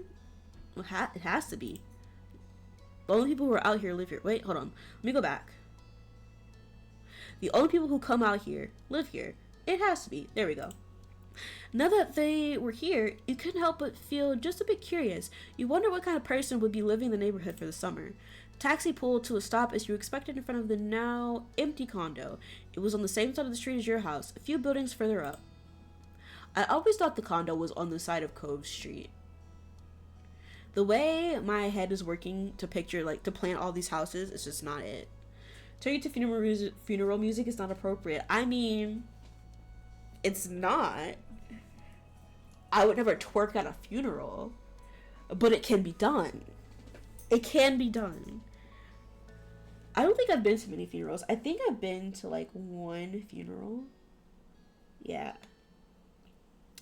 I would never twerk at that funeral either. I mean, I can't, but, like, given the opportunity, I wouldn't. I gotta pay respect to my cousin. Without getting to his feet, Cove tried leaning and tilting his head to get a view of the passenger door as it opened. The single occupant exited the cab. Huh? You could feel what Cove was in that moment. After the last renters, this new visitor was definitely not exactly what you'd expected.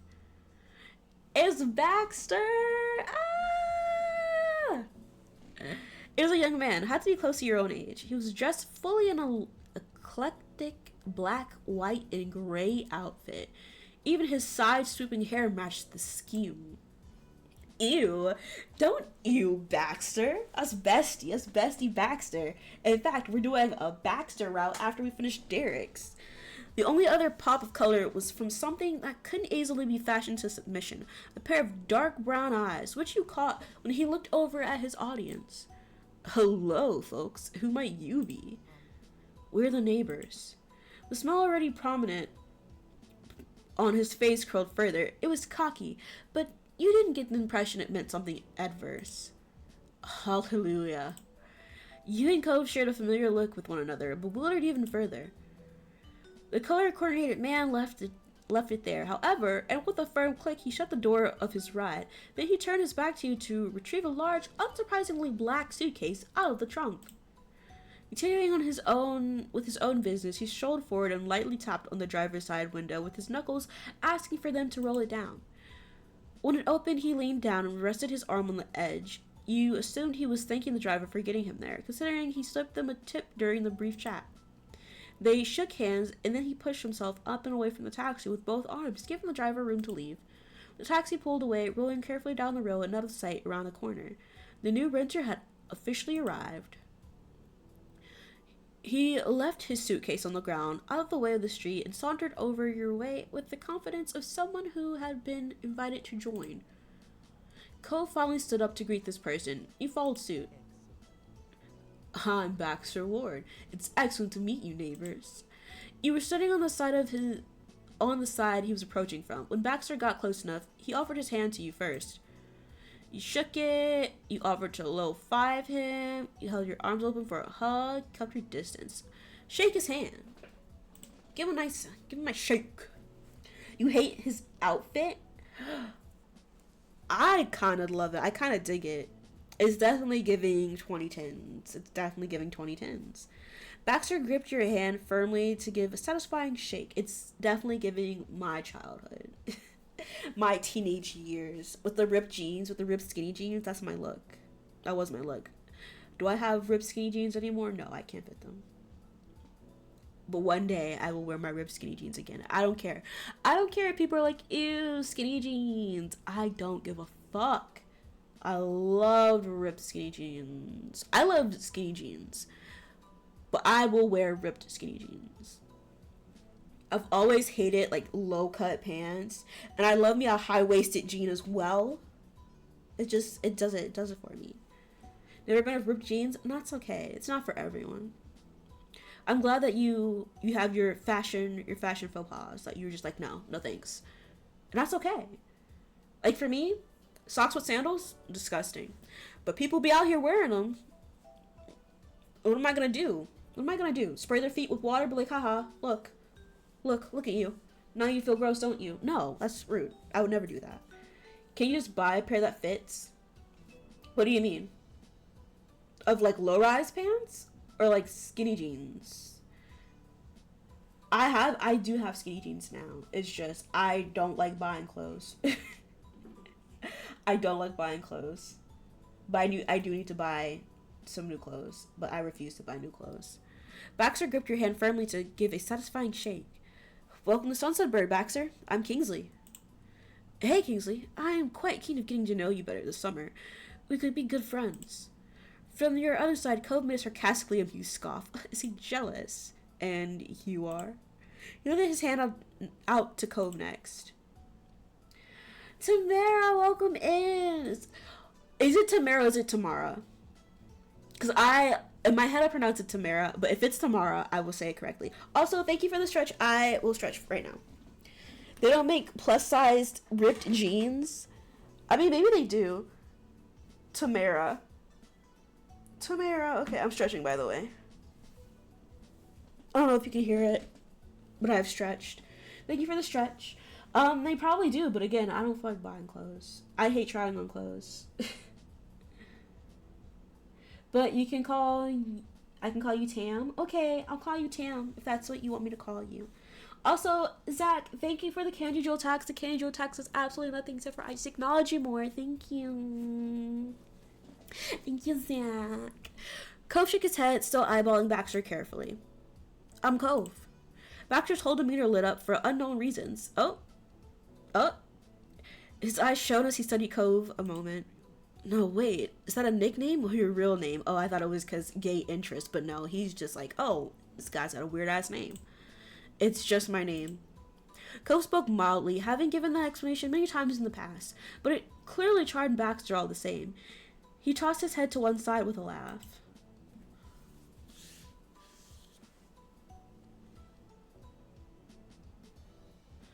Your parents knew exactly what they were doing. I can't imagine a more fitting name for a face I'm seeing. Cove. It's gorgeous. Oh! It's really not. No, I agree, it suits you. Hey, only I had to fluster him. That's a lot considering you're talking to a stranger, Baxter. You didn't know what to say. That's a lot considering you're talking to a stranger, Baxter. Chill out. Chill out, bro. This isn't Cole's route. We can flirt later, okay? Baxter's spitting game? Baxter's always spitting game. Baxter's always flirting. I love Baxter. I'm sorry, it wasn't intended to mean more than it did. I like your name, but you don't have to mind that. Cove gave a slight nod in recognition of Baxter's words. Why do you look sad? I'm patently against stepping on anyone's toes. He chuckled to himself. It seemed like there was some extra meaning hidden there in his words, and you noticed that Cove raised an eyebrow, picking up on that too. That's a tattoo. Reading comprehension in the trash. Here's your newest question of the day. If you could have any character, video game, or cartoon as a potential boyfriend girlfriend option, who would you choose? Ugh. It's so difficult. Well, I am already in a relationship, but if I wasn't in a relationship,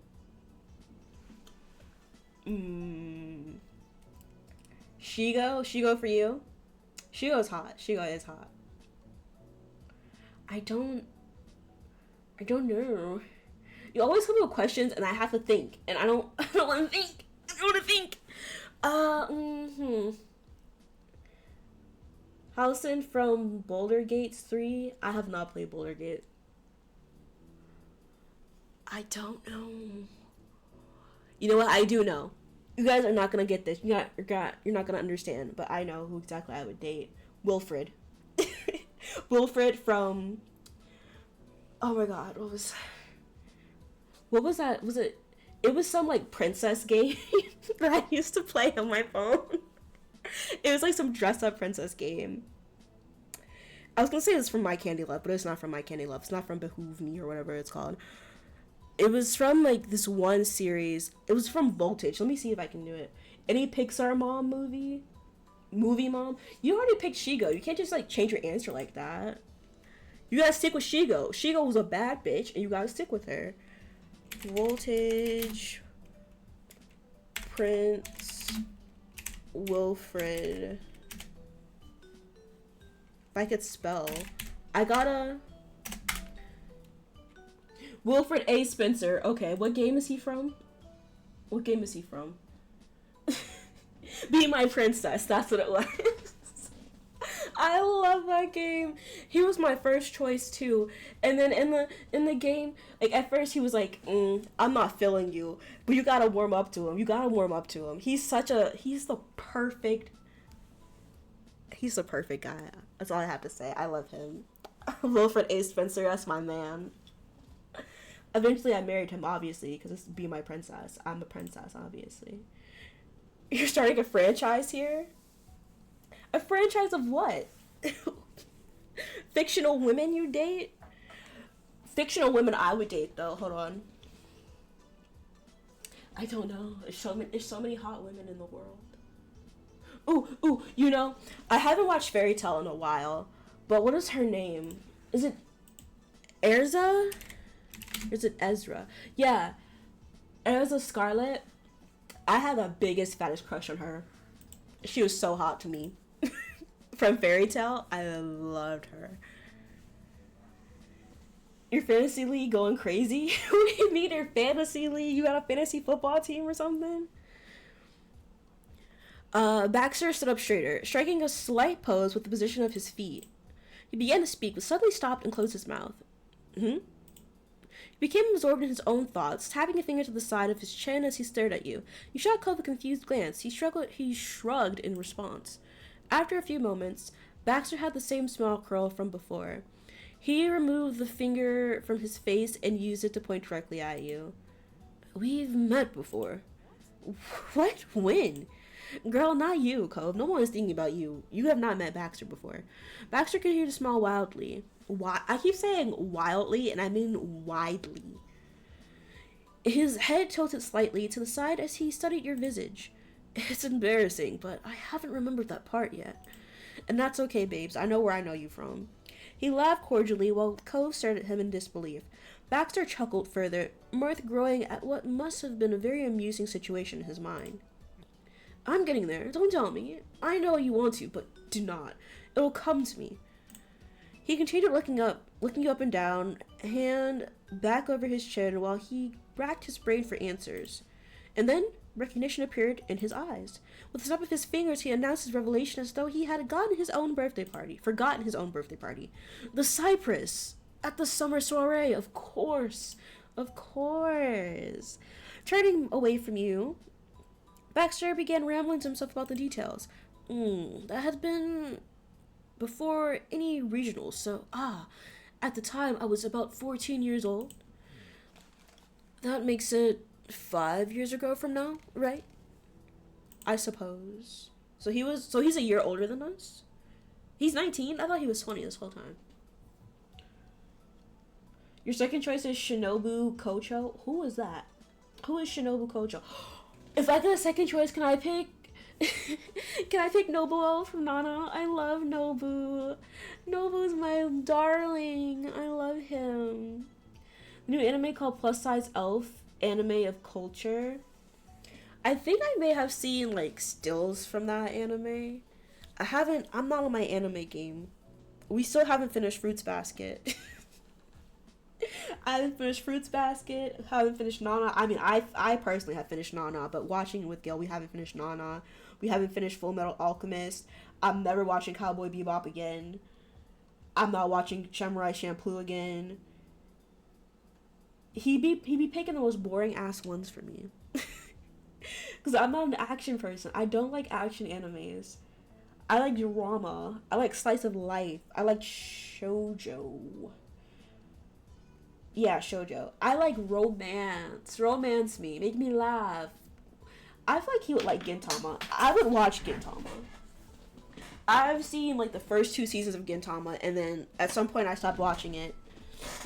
But I feel like Gil would like Gintama, so we should watch Gintama. But we can't watch anything else. I'm refusing to watch anything else until we finish those 3 animes. He really likes Full Metal Alchemist, and I'm done with it. I'm done with it. I'm tired of them Elric brothers. They get on my fucking nerves. Speaking of anime, what show would you want to be in? I would want to be in like the genre of show, or like an actual anime, because my genre, I think I would like to be in like those like a comedy slice of life, like, you know, the one of my favorite ones, not a lot of people know, it's called Meganebu. It's a Glasses Club, and it's just a bunch of teenage boys just like being stupid teenage boys trying to invent X-ray glasses so they can see through girls' clothes. And like, yeah, icky, gross, but honestly, the show is so fucking stupid. And one of my favorite animes, Baka and Tess. Oh my god, I loved Baka and Tess. I would love to be in a comedy anime. Baka and Tess was so fucking funny. You think there aren't enough adult-centered anime? The protagonists are always teenagers in youth school uniforms. I mean, honestly, yeah. Yeah, I would love to have more, like, adult-centered animes. There is this one anime that's adult-centered, but, like, it's this, like, guy who works on, like, a children's TV show, and he's, like, the TV show host. And I never finished that anime. Maybe it's... I don't know why I didn't. I can't even say why I didn't. I just never finished it. I would love more adult-centered animes. I'm tired of the teenager ones. Like, I get it. Children, they grow up, they see this stuff, they get influenced. But, like, what about the adults? I'm tired of watching... I don't want to watch...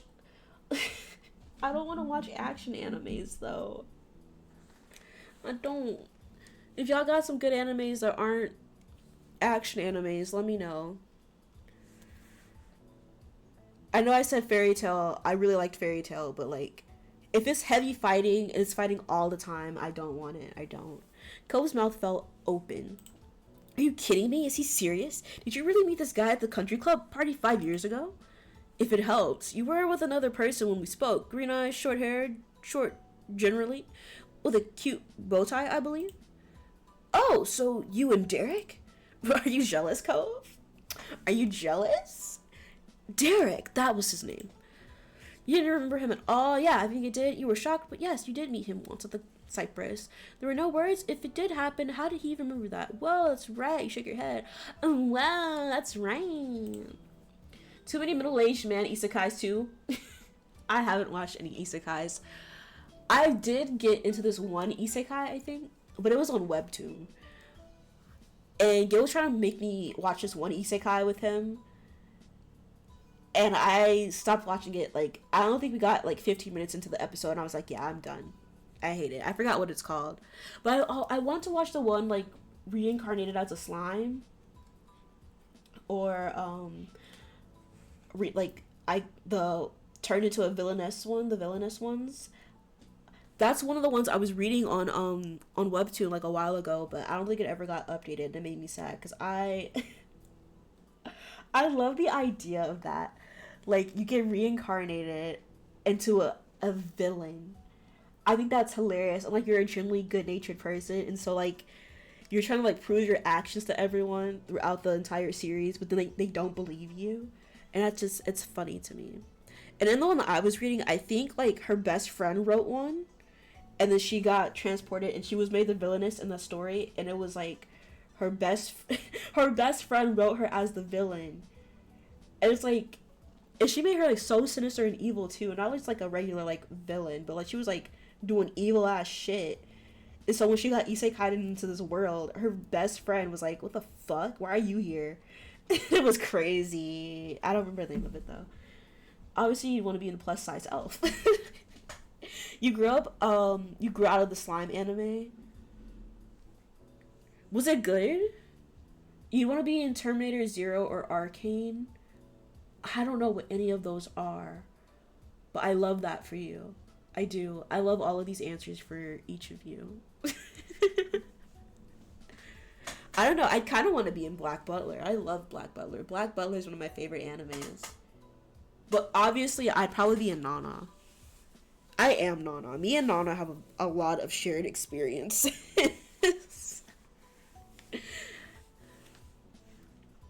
Really? Sorry, back to the game. You nodded. It took his explanation to get it. But the memory of the guy you and Derek chatted with was coming back to you. Cove's eyes darted between you and Baxter again. The instigator of this discussion lightly gestured with his hands in response. You were in an ad, so you didn't hear me read your answer? Oh, yeah. All I said was Terminator Zero and Arcane. I don't know what those are, but I love that for you. I love that for you. Hold on. I think you might still be in the ad. I'll repeat it for a third time. Once the ad ends on my screen. It's not good to forget a face. Cove, remember when I told you about the crazy story about Derek and I accidentally crashing another group's party at one time? Yeah. That's what he's talking about. Okay, so I want to make sure that you were out of the ad because on my screen it still said I was in an ad. So I said I don't know what Terminator Zero and Arcane are, but I love that for you, and I hope that you get isekai there. Those are your answers. If isekai is real, I hope that for you. I hope you live the best actiony life you want. It sounds actiony. You really helped us out back then, Baxter. It's unbelievable that we're meeting again. Did you succeed in sneaking into our spot? Did you? I did. Thank you for asking. Huh? Why were you there? Why? Cove, why are you jealous? Oh!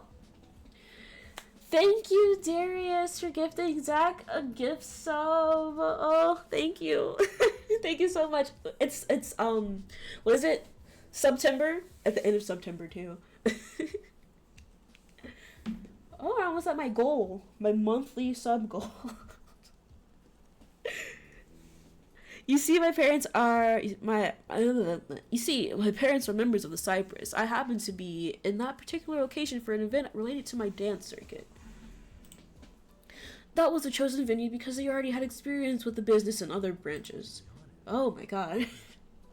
I keep forgetting how deep his voice is. And I'm trying to get that deep, but I don't know if I can get that deep comfortably. Ads are not like Derek. We need him. We need Derek. Let's see if I can get that deep. Funnily enough. That sounds so silly. The entire reason they joined was for the connections they could make with other members there. Looks like the see, I'm not doing it. It's not the same. It's not the same. Looks like that perk has finally hit for me too. Originally, I thought it was only any good since I could occasionally dance there. Baxter suddenly stopped and stood up straighter. He grinned. Dance? Oh yes. That's what I was going to say. I'm a ballroom dancer, hence the phrasing earlier. Oh, I didn't know much about dancing. That's pretty cool. I sound so silly and ridiculous. It's not hard once you get the basics down. Cove didn't look convinced at all. Baxter took that as a cue to keep talking. Well, oh, sorry, Baxter. Didn't mean to talk over you. He grinned in a way that was rapidly becoming familiar to you. If either of you were ever looking for a partner, I'm available. Cove frowned at the overt forwardness. Thanks. I'll pass, I think. I'll take you up on that offer sometime. I look forward to that, then. Cove, are you jealous? Are you jealous? After that, there was a lull in conversation, and Cove attempted to fill it. What made you decide on Sunset Bird? Why are we still talking? You know, this conversation hasn't been going on that long. It's just that I've been doing other talking. Side talking. And so it's been going on for years, it feels. Oh, yes, well, my parents rented a condo, so I had a place to stay while I'm off for a semester from college and not living in the dorms. There was a playful glint in Baxter's eyes as he continued. I told you Cove been plotting. When you say plotting, what do you mean by that? You have to explain it to me. I don't know all the lingo, all the terms. Ideally, they wanted to send me somewhere that wasn't too exciting, but luckily for me, they picked the wrong street, considering the two of you live here. Oh, that's kind of sweet. I think I'm exciting. Bitch, I'm bored as fuck, but thank you. Cove was practically reeling over how Baxter found a way to fit comments like that into every single topic thus far. Why do you keep doing that? You don't know us, but you talk like you already do. Cove spoke, firm yet genuinely confused, and Baxter smiled cautiously. I don't feel the need to keep words of praise to myself, and when I say something, I mean it. Ooh. Eat 'em up, Baxter. Plus, what's the point of spending my off semester alone? The best part of being somewhere new is getting to interact with new people. Am I honestly the first person who's acknowledged you're attractive and intriguing people? Oh, you think I'm attractive too? Oh. Coven that Tyler the Creator type beat. What do you mean? What do you mean? True, you're hidden away in a tiny tourist trap, but still. Baxter crossed his arms. After studying your faces a few more seconds, he decided to continue. Am I only trying to score a hookup or get a romantic fling started by saying those things? No. That isn't the point of speaking well of others. I was raised better than that. Ooh, eat 'em up, Baxter, eat 'em up. Though, would I be fussed if that's what my words led to? Also no. I'm flexible. Not a surprise. I can back off of the lines if you don't like the attention, but I would like to be friends, if we can. Cove wasn't sure how to respond. He glanced at you and he continued to look at your face when he spoke. Thanks for answering. I don't think I'm interested in that. Maybe not the friend thing, but the other part. It doesn't bother me. I'd appreciate it if you didn't do that with me. I'm finding it pretty entertaining. You probably annoy a lot of people. Oh. You sit there, unsure how to react. I'm finding it pretty entertaining. Baxter laughed at that. Glad we're working things out. Shifting his weight to his other foot, Baxter tried to move forward. Since you were both already out here, did my arrival interrupt anything? Definitely not. You smiled and silently agreed. You laughed in a conspiratorial way. You looked away nervously. You told Baxter that you were both waiting to see who was going to move in. All we were doing was waiting for you to finally show up. Baxter laughed at that, immensely pleased with your response. I'm getting a reputation in this town already. Not bad. Well, if either of you are free, I'd be thrilled to hang out this summer, but we can save the scheduled talk for later. I should get my things inside. He gave a small nod of the head and flashed you both a dazzling smile. Goodbye for today. Bye. Cove gave a small wave as well. Bye. Baxter then turned on his heels and strode back to his suitcase, picking it up and bringing it to his condo. You and Cove were silent as Baxter unlocked the door and disappeared inside the house. With him completely out of the scene, Cove let out a long breath. I don't know how I'm going to explain that guy to my dad. You burst into a fit of laughter, trying to imagine the conversation. At least the job is done. We saw the new neighbor, and now we can go meet up with Terry and Miranda. Yeah, we should get going. One thing I hate about wired bras, the way they be poking you. You could definitely see Cove and Baxter. I don't think that would actually happen. As much as Baxter would like that to happen, I don't think it'll happen. You gave Baxter's condo one last glance over your shoulder. Choose your feelings for Baxter. This is how you feel towards Baxter for this step. It can be the same or different from how you feel towards Cove. You know what? I'll be fond and I'll be direct. We're ready. This is for Baxter? Yes, we're ready. We're looking forward to seeing him more. You thought he was charming. You didn't think too much about it. You weren't sure how to feel. You thought he gave a pretty bad first impression. I think he's kind of charming. I can't relate to bra issues. You know what? And I'm glad you can't. I'm glad you can't. I wish I couldn't relate either. You really weren't sure when, but at some point Baxter won you over. I mean, Baxter Ben won me over. You were curious to get to know him better. I like Baxter. Baxter is a character. He's fun. Laughing quietly, you wondered how Baxter would fit in with the rest of the neighborhood. Turning your attention back to Cove, you pushed all your thoughts of Baxter aside. You both started making your way towards town. A while later, you and Cove reached the main street in town. All of a sudden, you stopped walking. What's wrong? I think I felt my phone vibrate. You dug your cell phone out and looked at it with a satisfied grin. There was a new message. You opened the new text from Miranda, and all you saw was, I can see you. You're not a fan of Baxter? That's okay. More Baxter for me. Immediately from where you stood, you started swiveling your head around. You couldn't spot Miranda anywhere, but she did send you more messages. Maybe you'll like Miranda and Terry, even though you won't get to see them. Haha, I see you looking. Where are you? Haha, come on. Really, Randy? Where are you? More Baxter, less Derek. What do you mean more Baxter, less Derek? You don't like Baxter. You don't like Baxter. What do you mean? The message was sent, and you were back looking around, scanning for any sign of movement in familiar faces, but they were still invisible. Cove looked at you carefully, raising an eyebrow. Miranda, come on out. You saw the ridiculousness. You burst into laughter at her antics. She sent your own joking text. Miranda, come on out. Cove jumped a little with your son out first. He raised an eyebrow and looked at you carefully. What's happening? Before you could even begin explaining anything to Cove, you both snapped your attention to the yelling from across the street. And there you saw Miranda and Terry coming out from behind the backside of a wall of the grocery store. They both started waving wildly to draw even more attention to themselves. Cove took a step in their direction. Grinning, he put his hands around his mouth to better project his message across the street. Hey! Laughing and arm in arm, the girls stopped only to look both ways and then rush across the empty street. I love Miranda. Miranda's so cute. Hi, I hope you weren't waiting too long. She said her line. I don't remember her wearing this outfit, but maybe I'm just misremembering. I don't remember her wearing this outfit either, but maybe I'm misremembering. Hi. The joke was not funny. I'm amazed. How did you appear out of nowhere like that? Hey, I was happy to see you two. I thought you both knew better than to jaywalk. Even if it has an open road in a small town, it was still illegal. They took matching tones with an apologetic lilt. I love that. Terry's a tall glass of milk. She is tall, yes. Sorry, Kingsley. Me too, sorry. Girl, it's okay. I was mostly joking. Like 2% of me wasn't joking, but everything else was joking. 98% of me was joking. Alright, though you shouldn't do it again. From this moment forward, we'll use the crosswalk, cross our hearts. Terry then closed the distance between her and Cove and crushed him in a painfully tight hug.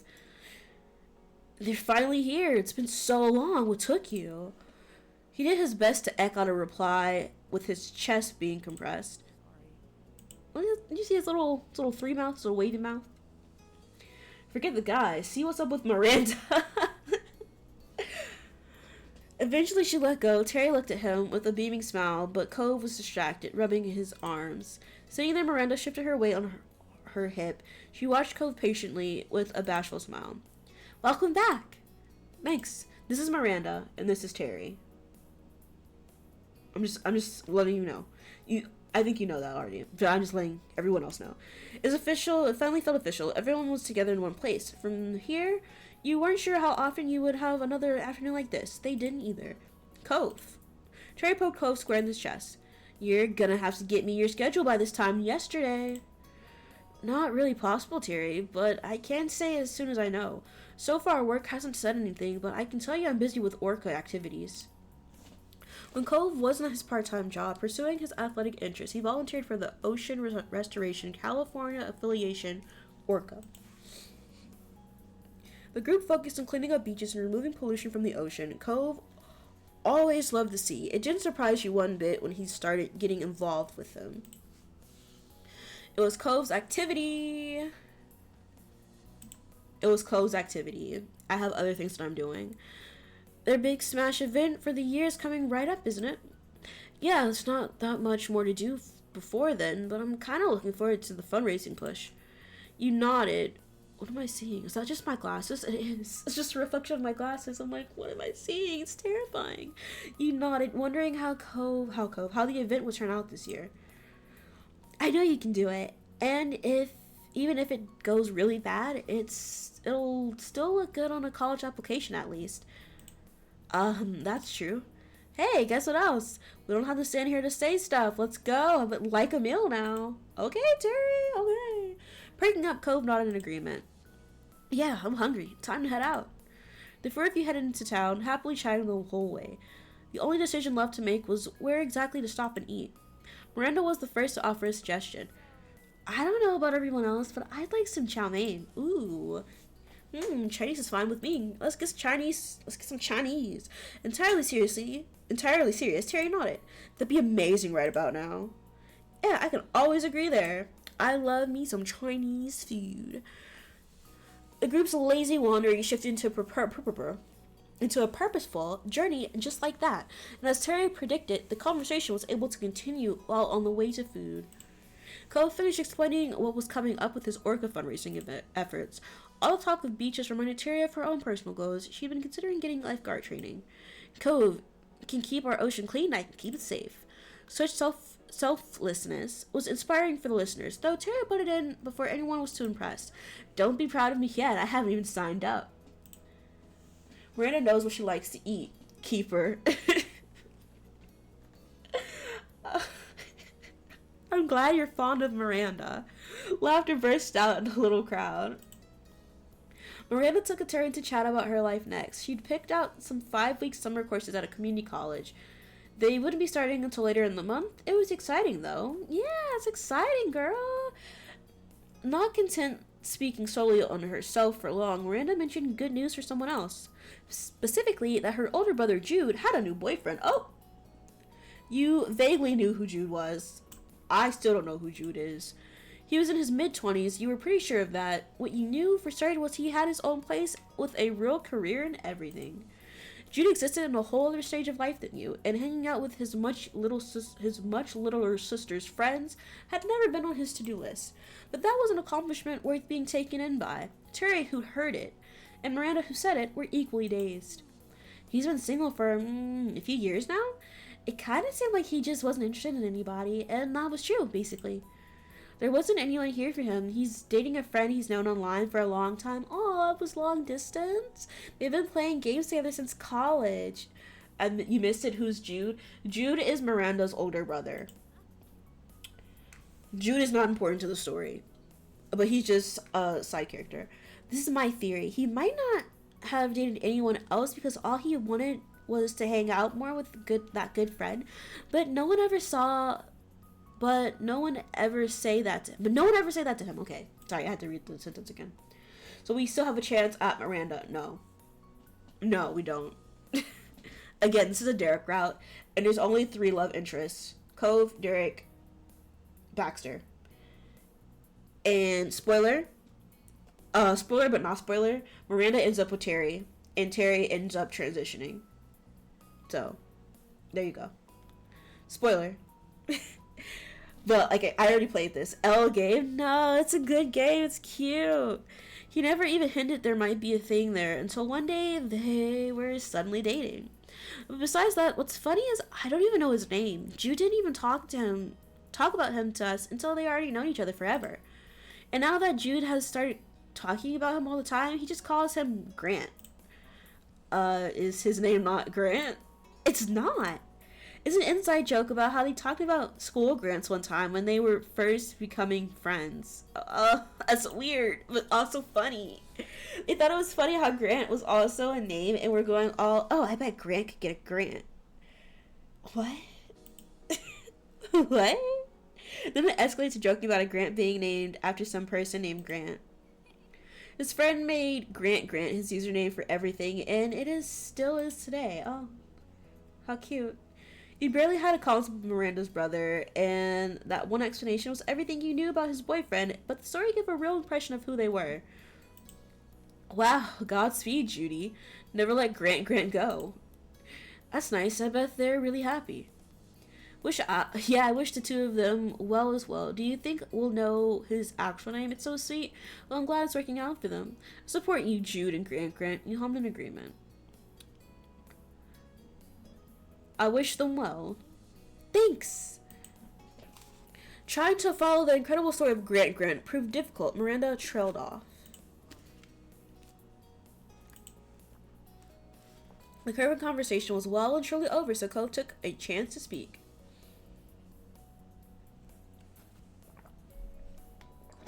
This has been on my mind the whole time, but there was never a good chance to mention it before. What is it? There's a new person renting a condo in our neighborhood. Really? I'm switching voices for them. They're not consistent at all. From one tale of an unusual character to another, Cove spoke of Baxter Ward as if he was a local legend. His name is Baxter. He's in college, though doesn't look like he's much older than us. Maybe Miranda's age? He's not gonna be what you expect, no matter how much you try to guess. The description put Terry on the edge of a non-existent seat, and she was about to fall off it somehow. A new man in town? Who's our age? Cove Holden has been holding out on us as usual. I won't guess. You tell me what he's like. A monochrome. He's an eccentric, weird guy who's probably rich. Way too for it. He's nice, at least he tries to be. It's hard to explain. It's hard to explain. Intriguing. He added on to your initial description with a couple of thoughts of his own. More explanation was required to make any sense of it. Baxter is, bold. He says whatever he wants and he dresses dramatically. Everything on him is black and white, even his hair. Huh? Cove had been correct. That kind of man had not been considered in the realm of possibilities for Terry or Miranda. But I don't care that he has a style or that he's not shy. What I don't get is the way he acts so impressed by strangers who have done nothing. He said he wanted to hang out with us, me and Kingsley this summer and all this other stuff, but that was the first time we'd met. I have no idea why he cares or why it was so easy for him to say that to people he knows nothing about. So, you got his number? Oh, no, so direct. Cole's eyes squinted and his nostrils squished inward from the incredulous scrunch that suggestion had given him. Considering the picture that had been painted, he couldn't understand why Terry would imagine anything like that had happened. Oh, that's a good idea. I wish. I'll ask later. No. I'll ask later. Then do it. You should too, Cove. You don't meet a social butterfly like that every day. The black and white color scheme proves he's a rare specimen. This Baxter is flapping around this town, coming to appreciate our two good buds, Cove and Kingsley, right? Like flower buds, and he's a butterfly. Terry, a pun is such a stretch. Well, he sounds like my kind of guy, and he could always use more friends. And we could always use more friends. I'm not so sure about that one. It's as shaky as your bud metaphor. This was escalating. The more fired up Terry got, the more Cove and Miranda wanted to shield themselves from the embers. I know what you mean, Terry. Oh, come on. The more the merrier. I think it'd be nice if we could get along. You shook your head at where this was going. The whole conversation had you snickering. While normally the group was an even split between the sociable and the shy, this time Terry was on her own. No longer moving forward, Terry stood there and her hands on her hips. I'm gonna meet Baxter right now. Cole completely stalled, except for his lips, which sputtered a response. What about getting food? I know the way. We can all go ahead.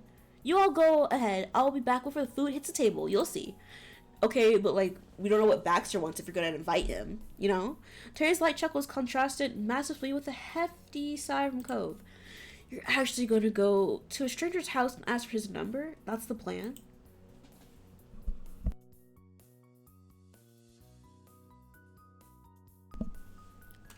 Yeah. Sorry, I had to sniffle. Are you back? What do you mean, are you back? Did you get disconnected?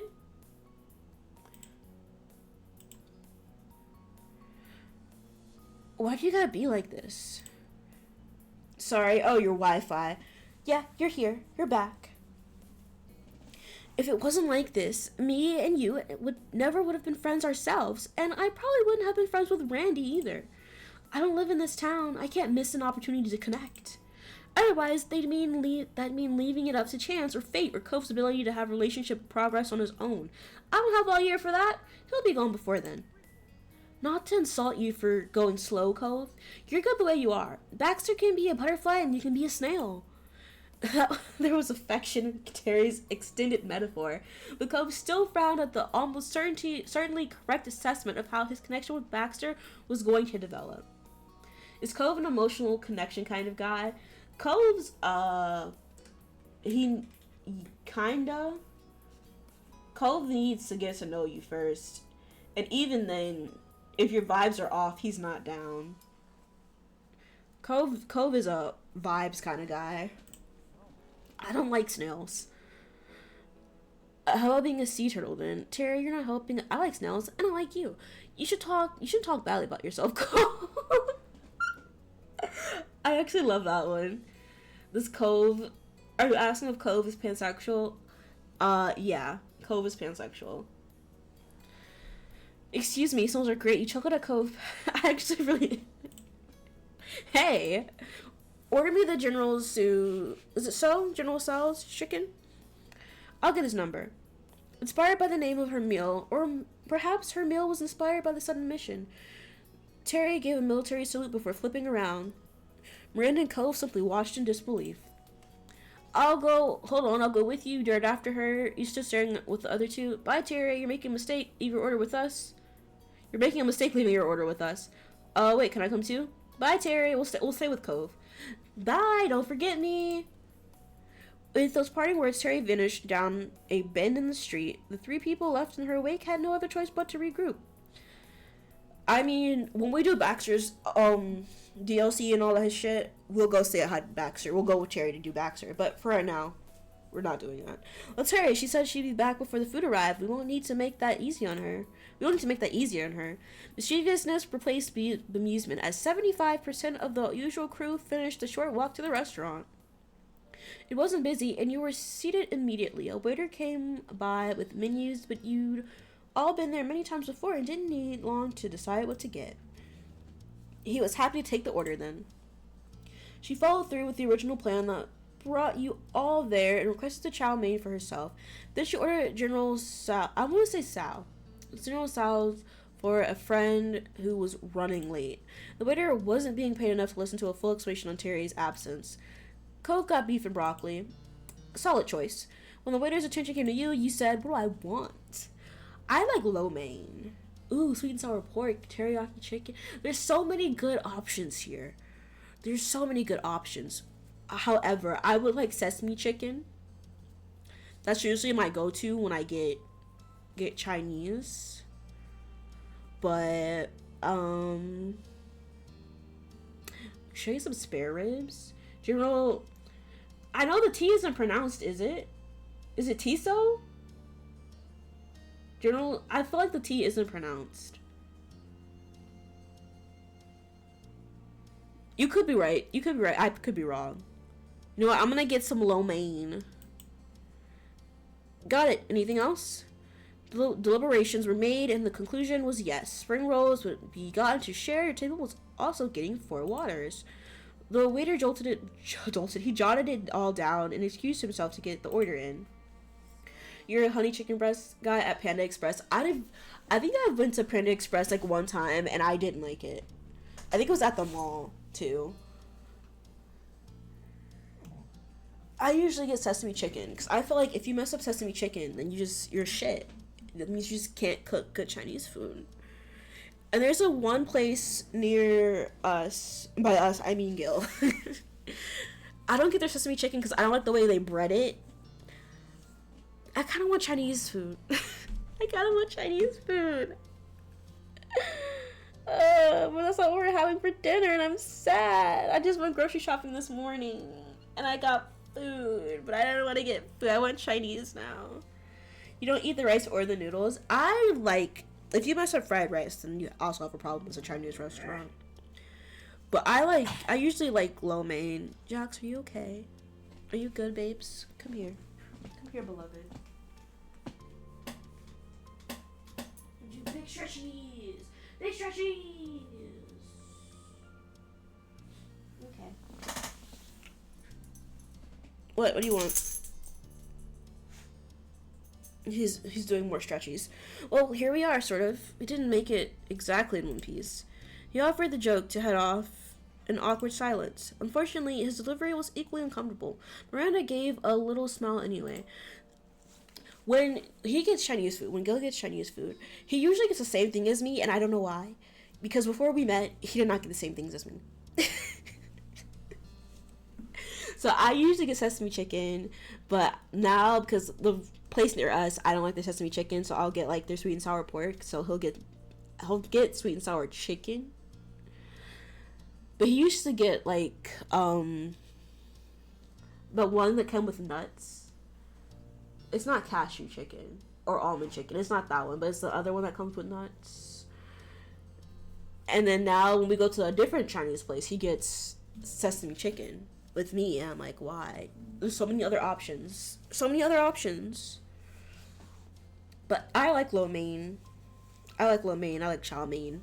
But I like it as like a side and not like a main.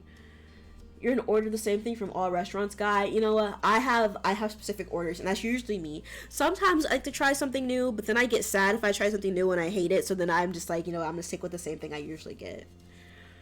Before people had run away from the house, now there's somebody running right to it. How times have changed. Wait, does Terry know which condo it is? Maybe? She'll figure it out. The water arrived and Terry wasn't there. When a plate of spring rolls with a side of dipping sauce was placed on the table, a seat remained empty. I don't like spring rolls either, so y'all can have those. Terry vowed to make it back before food arrived, though ordering an appetizer was cheating. She meant the main course. No one declared her loss yet. But food was truly in front of the three of you. A savory steam lifted from the rolls in a curling motion like an encouraging wave. Hello. Miranda placed her hands in her lap, rejecting the greeting. What do you usually get, like, from restaurants? You order the same thing every time? No. You order the best thing every time. That's how I feel. But usually, it depends on the restaurants. Like, I used to not get burgers from restaurants. Spring rolls are cool. I'm not a fan of rolls. Unless it's just regular bread. But I used to get, like, chicken quesadillas, and I realized that you cannot get chicken quesadillas everywhere because not everyone's chicken quesadillas taste the same. And it's because I'm one of those people, I'm one of those picky eaters. Like, I cannot eat certain foods. It just, I will order off the kids menu if I have to. That's how I am. I'm not very adventurous. I want to be, but there's so many things. There's the texture, the smells. It's too much for me. Like, I used to hate sesame. Like I said, I usually get sesame chicken. I used to hate sesame seeds growing up.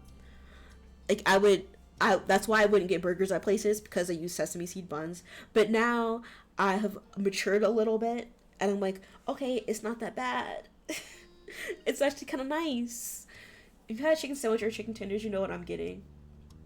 Chicken tenders. Me, definitely. I'm getting chicken tenders. The food was truly in front of you. Miranda had placed her hands in her lap, rejecting the greeting. I want to wait for Terry before starting, but you two can eat yours. She won't care. Cove hummed and hawed with squinted eyes before ultimately saying, yeah, I'm gonna eat mine. Steak medium. Yeah, steak medium. My dad is always, whenever we go out to restaurants, he would always get my stuff well done. He would get my stuff well done. He'd get his stuff well done. And ever since I started dating Gil, I've been getting things medium. And I'm like, it does taste a lot better. It does taste a lot better when it's not well done. So, something that's changed since dating him. My dad still eats his food well done. And I'm like, all the juices. I don't mind the blood. I actually like the blood a little bit. Call me a little weird. I don't care. That was expected, but it was impressive. He at least took a second to consider waiting. Anyway, too, I'll wait for Terry. I don't want one. Does anyone else want it? I do. You mean he would get your stuff hockey fuck? Basically, yeah. Yeah. And I think, like, because I visit my dad sometimes, like, maybe, like, twice a year. And whenever we, like, get food and we order out stuff like that, like, he'll cook it all the way through. And I'm like, like, hamburger. I don't want my burger cooked like that all the way through. I like my burger a little pink. That's okay. I don't need to. Of course you can have it, Cove. Cool. Thanks. Cove looked at his morsel indiscriminately, taking the one that was closest to his side of the table. Half of it disappeared after a single bite. Being the only one to start eating had an impact on Cove's appetite. He enjoyed that spring roll. He sure did, didn't he? He looked like he enjoyed it. Not surprisingly, at his pace, Cove finished munching on his spring roll before Terry appeared. He inhaled the second one before she could get there too. Miranda's gaze drifted towards the door. She resisted watching for Terry until then, but she had focused on something other than the tantalizing spring roll. She thought aloud, slumping low in her chair and stretching out one strand of curled hair. I wonder what he's gonna think when a stranger shows up at his door asking for his number. When she put it like that, it amazingly sounded like a bad idea. Somehow, you knew it wouldn't go as poorly as it probably should. Cove understood it too. I don't know, Baxter? I don't know Baxter, but from one conversation, I guess he'd like the attention. It might even make his day. I hope so. Randy's well-wish was suddenly granted when the topic of discussion strode into the restaurant. I made it. Terry, hi. You got us. Nice job. Seeing Terry arrive with an undefeated spirit eased the line of Cove's mouth. It was all okay, and that meant he could already joke about it. Booth seat over chairs. Booth seat over chairs, yes. I completely agree. I prefer booth to chairs. In fact, I remember me and Gil went out and we like sat at the bar, and I hate sitting at the bar. I would rather wait than sit at the bar. It goes booth, regular table, and then bar. If you decide to sit at the bar, I'm sorry, you're weird. Unless you're alone, unless you're by yourself and you choose to sit at the bar, you're weird. You're weird. That's all I gotta say. You can order your drinks at a booth, at a regular table. But at the bar, no. You barely made it, We ordered a while ago, and this appetizer's already here. Ah, close, but making it. Did my good friends get what I requested? Baxter's formal way of speaking had apparently come along with Terry. Yeah, I got it. General Tussauds. I'm gonna look this up. How to pronounce.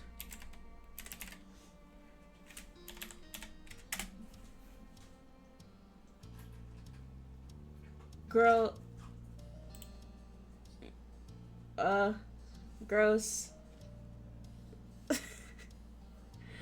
Why are you saying it like that? General Sal, okay. I mean, it's just preference, but bar seats hurt. I mean, you're wrong. I mean, you're right about the bar seats hurting, but you're weird. I'm gonna say it. With my whole chest. You set the bar and you're not alone by yourself. You're weird. Yeah, I got it. I just forgot how you said that. General Sal's chicken? Yes, thank you. The last seat was finally filled as Terry plopped down, satisfied after a job well done. So, did you actually see him and get his number? Why even ask? I wouldn't be here if I didn't. I mean, you could have come back. We ordered food for you. If any of you want to get in touch with Baxter, you can come to me. I'll text him for you. Wow. Can you ask Baxter if I can have his number too? You can give him my name. You can give him mine. I said my name. Aren't we all weird? Yeah, we are. We're all weird in our own little weird way. I'm not weird though. I'm normal. Cove and Miranda did not make the same request. On it. Tell him it's his neighbor he met when he got here, and it's Kingsley, not Cove. Still on it. Okay, buddy. Now you okay, buddy, me. Thank you. She shot off the text right away, right there in the restaurant. When you're willing to knock on a complete stranger's door, texting him immediately after to ask to share his number around is nothing. Baxter will say it's cool. He's a chill guy. You think so? I know so. I just showed up to his house and he gave me his number. We should hang out sometime. Cove and Randy exchanged uneasy looks. The Baxter saga wasn't over as far as Terry was concerned. It might only be getting started. Hey! Terry, too busy staring at her phone to notice the panic in her friend's eyes, exclaimed as a new notification appeared. Baxter says he'd love that, Kingsley. I'll send him yours and show you his. Oh, great. He was a prudent man, that's for sure. And it did make you feel nice to see the complete lack of hesitation there, and it was with exchanging numbers. He physically could not have replied any faster than that. Terry finished her role as arbiter of your communication with Baxter for the first and last time, because when it was over, you had his number saved onto your phone. The group had settled into its usual rhythm when your proper meals arrived a few minutes later.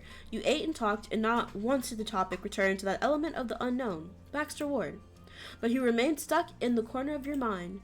After many seasons in the sleepy town, you'd had expectations of what the summer of 2016 would look like. It had been all too easy to imagine. Just letting you know, Baxter will be plotting. I mean, He can plot all he wants, but this is a Derek run. He'll get his chance the next turn. Sure, you graduated high school. Your life wasn't going to be the same anymore, but it was too soon for that to warp the existence you had for over a decade. At least you thought so. And yet, there was Baxter. He was not. What are you doing?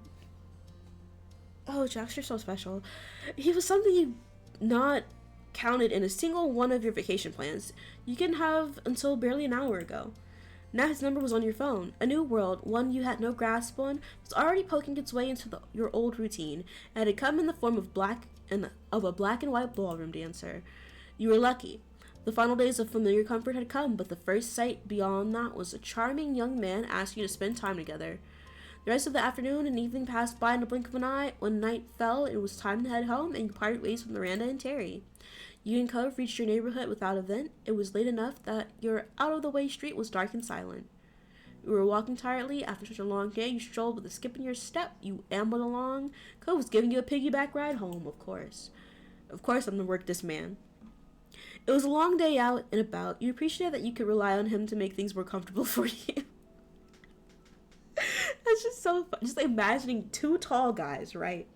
One of them is on the other guy's back. I can't. You tightened your grip on Cove. It's a comedy. And turned your head ever so slightly, peering at his face out of the corner of your eyes. You wondered why he felt so distant to you. It was out of character. They need to grow out of this. Never growing out of this. For a while, Cove silently stared ahead and left you alone with your own thoughts. It surprised you when you did hear his voice all of a sudden. He still wouldn't look at you. It feels weird coming back to the neighborhood and trying to get into things like they're the same. And they're not. They've changed. They're still changing. Your mouth felt uncomfortably dry all of a sudden. It was true. The things that kept the people you knew together were starting to disappear. Each person had to make their own priorities and their own path now that it wasn't set for them. You thought about your own immediate future. You were still set on that for yourself you wanted. What do I want? To go to school full-time, part-time, work full-time, work part-time, focus on time. You know what? We'll go to school full-time. And I guess we don't want to work, but we'll work. We'll work part-time. And that was the basics. For your career, you thought you'd find a company to work out, work online, do contract work. I'm going to start my own business. And we'll do contract work. And we'll work online. And that's all. For your education, you thought you'd attend a community college, take classes online, and then, what is a private college? I've never understood the difference between, like, a private college and, like, a university. We'll go to we can, you know what, our moms can afford a private college. Let's go to a private college. And that was all. A career at Jerry's Candy Shop LLC. I mean, no. And for that, you wanted to stay local, go to a different part of the state, go out of state, go abroad. Let's go abroad. It'll all be happening so soon. You already applied to schools and jobs. You already applied to schools. You already applied to jobs. You started to prepare for what was coming. You hadn't been going to do anything about that yet. You know what? We applied to schools. And you'd been open about your situation, everyone knew, and you'd only spoken about this with family and those you were close to, like Cove. You kept all of this to yourself. Cove was the only person who knew. You know what? We got a fat-ass mouth. We're going to tell everybody. Abroad, yeah, so basically overseas, a different country. Basically, when they say traveling abroad is a different country. Now you wondered what Cove had in mind. You'd heard him consider some things for this future, but it was never anything that would have counted as a real plan. Cove stopped in the middle of the street. He sighed and put you down. You were both outside of your houses. Cove looked at the ground for a moment. His mouth trembled, trying to settle on the right words to say. Away from Derek. Stop. No, that's not why. I'm tired of this. I'm tired of this Derek slander. So, you're planning on working and stuff abroad? Yeah, you remembered. Clove closed. Oh, is he gonna cry? No, don't cry. Cove closed his eyes and nodded while he composed his thoughts. He looked at you when he lifted his head. I decided on something. Well, kind of. He smiled slightly and rubbed his arm, and then his expression grew more serious. I'm not gonna decide on school or career, not this summer. I'm gonna stay here, at least in Sunset Bird. I'll probably move out of my dad's place. I'll keep working my job, keep doing my volunteer stuff, and everything else. Maybe I'll know what I want for myself by fall or next year. Maybe I'll never have a plan. Life will continue on without whatever's happening. I'm not gonna crush myself trying to have everything figured out by a timeline that someone else has set. I just can't do it. Good for you, Cove. His brow furrowed and his tone was tense. It was clear how much expectations were weighing on him. I know that's not very exciting, but it's the best I can do right now. He laughed derisively, but with the way his face looked, you thought he actually wanted to cry. I'm gonna start crying. You looked at him deeply. His plan sounds very you. I'll miss you. I wanted you to come with me. Okay, and you couldn't say anything. I'll miss you. It took a lot of strength to keep your voice even. You wanted to support him, and you could already feel your chest tightening, imagining what it would be like without him right there. Cove, mission failed. We'll get them next time. Yes, we already did Cove's route. His face crumbled, and your original assumption was proven correct as tears easily began to fall from his eyes. His chest heaved and his words were whispered. I'm sorry. No matter what's happening, I want you to know that you won't ever lose me. I won't really be gone. I'll still be there for you the best I can, whether it's long distance or whatever else. Cove's whole expression softened. His lips pulled into an affectionate smile. Kingsley, you deserve to have everything you want in life. I know. I know this. You laughed at his bold declaration. Thank you, Cove. I want you to get everything you want in life. You didn't know how to respond to that. You teared up. You're wonderful. Now it's my turn to cry. Cue My Turn to Cry by EXO. Hit it. I could put it on for Spotify, but I won't. I won't get demonetized. Demonetized? I'm not making any money off of this. When I put this on YouTube later. I don't want to get copyright stricken. Cole's declaration had your eyes welling with tears. No matter how many times you wiped your eyes with the back of your hand, your face was wet. Cole looked at you concerned. He took a step closer. And he placed a hand on your shoulder. The warmth from his proximity helped relax you. He spoke to you softly, wholeheartedly. He meant every word. Things are hard right now. It scares me, but it'll be okay. It'll be more than okay. Now things are up to us. We can make our lives better than they ever were. You believed him. You appreciated his attempt to put on a brave face. You felt sure. You felt better after his reassurance. You appreciated his attempt to put on a brave face. You could tell how hard Cove was trying to keep himself together for you. You hoped that he was right and things would be okay for both of you.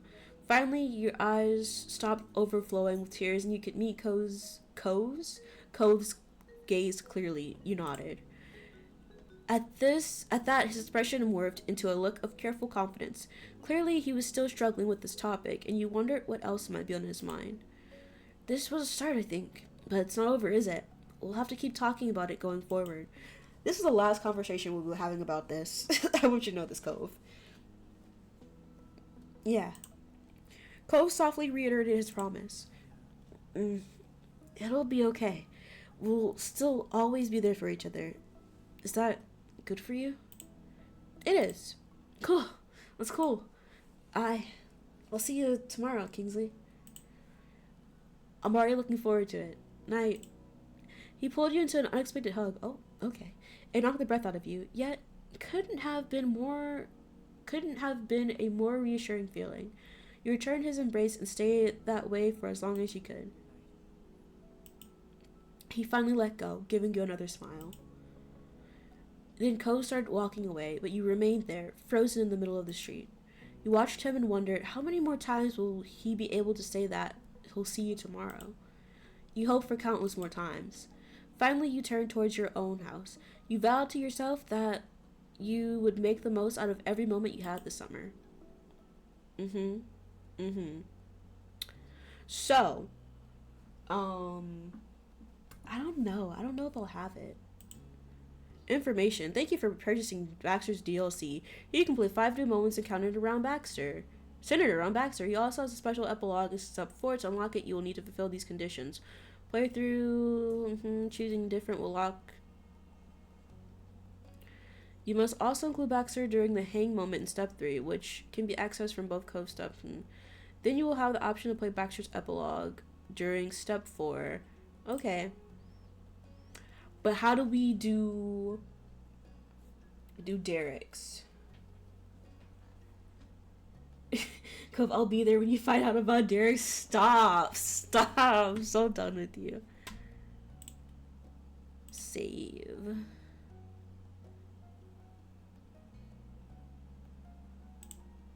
I'm gonna save right there. And I'm gonna go to the menu. I'm gonna load. I didn't trust loading from there. Menu. Yes. Tutorial. Do I get a tutorial?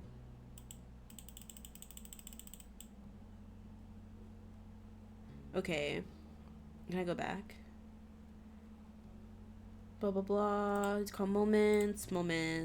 Yep. 1 through 3 DLCs. Blah blah blah. I'm trying to figure out if we have enough time to finish step 3, because it's taking like what, fucking 2 fucking. We're almost at hour 4 for this. That's what I'm trying to say.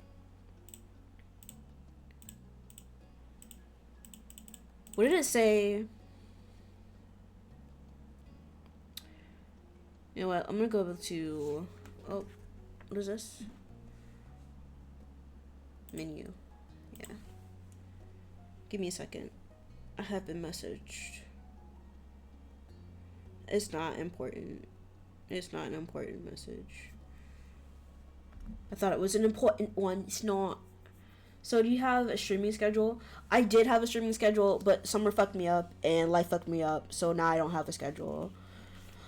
But I do plan on streaming more in October because, you know, we have things planned. I'm gonna be planning a fake party. Why a fake one? Because I can't plan a real one. So I'm planning a fake party. It's gonna be a Halloween party. It's gonna be fun, hopefully. Load. Okay. I don't know if I need to do hang. I need to look through this stuff. But I know I'm gonna end stream today. I am. Okay. Ew, Halloween. I like Halloween. Halloween's fun. Halloween's fun. Okay, thank you so much for joining me for stream. What is this? What is this emote? Thank you guys so much for joining me for stream today. I really appreciate it. Thank you again, Darius, for gifting Zach a sub. I appreciate it. I do plan on streaming. I know. I hate saying I'm gonna stream and I don't. But I have to dog sit. So tomorrow, no, I'm not streaming. Tomorrow's Tuesday. Wednesday, we might be back. But definitely Friday, I'm streaming. So no promises for Wednesday. But again, Friday, I definitely will try to stream. And we'll probably play Love Island on Friday. You mean having a pet? No. I will be pet sitting my uncle's dog. Jax is my dog. That's my child, basically. But I have to go watch my uncle's dog this coming weekend. So Thursday through Monday. And I don't know. But since I'll be at my house, there's more opportunities to stream, and then we can finish Love Island. And maybe we'll even play a new dating sim. Maybe Too Hot to Handle Season 2. Maybe Season 3, because I have not played Season 3 yet. So we might even play Season 3. That's if we finish Love Island. Who's to say with how I've been doing things. But yeah. So I will see you guys not tomorrow. Maybe Wednesday. But definitely Friday. What time? Great fucking question. Maybe 11. Maybe later. On Friday, I'm guessing 11. Wednesday, again, don't fucking know. No clue. But yeah, thank you guys so much for joining me. I hope you have a nice rest of your day, week, month, year, and life. Central time? You're in Central time? Okay. Well, it's Eastern Standard Time for me. So I think I'm an hour ahead of you, so it would be like 10 for you on Friday. It would be like 10 for you. But yeah. Again, thank you guys so much for joining me. I hope you have a nice rest of your day, week, month, year, and life. And I hope to see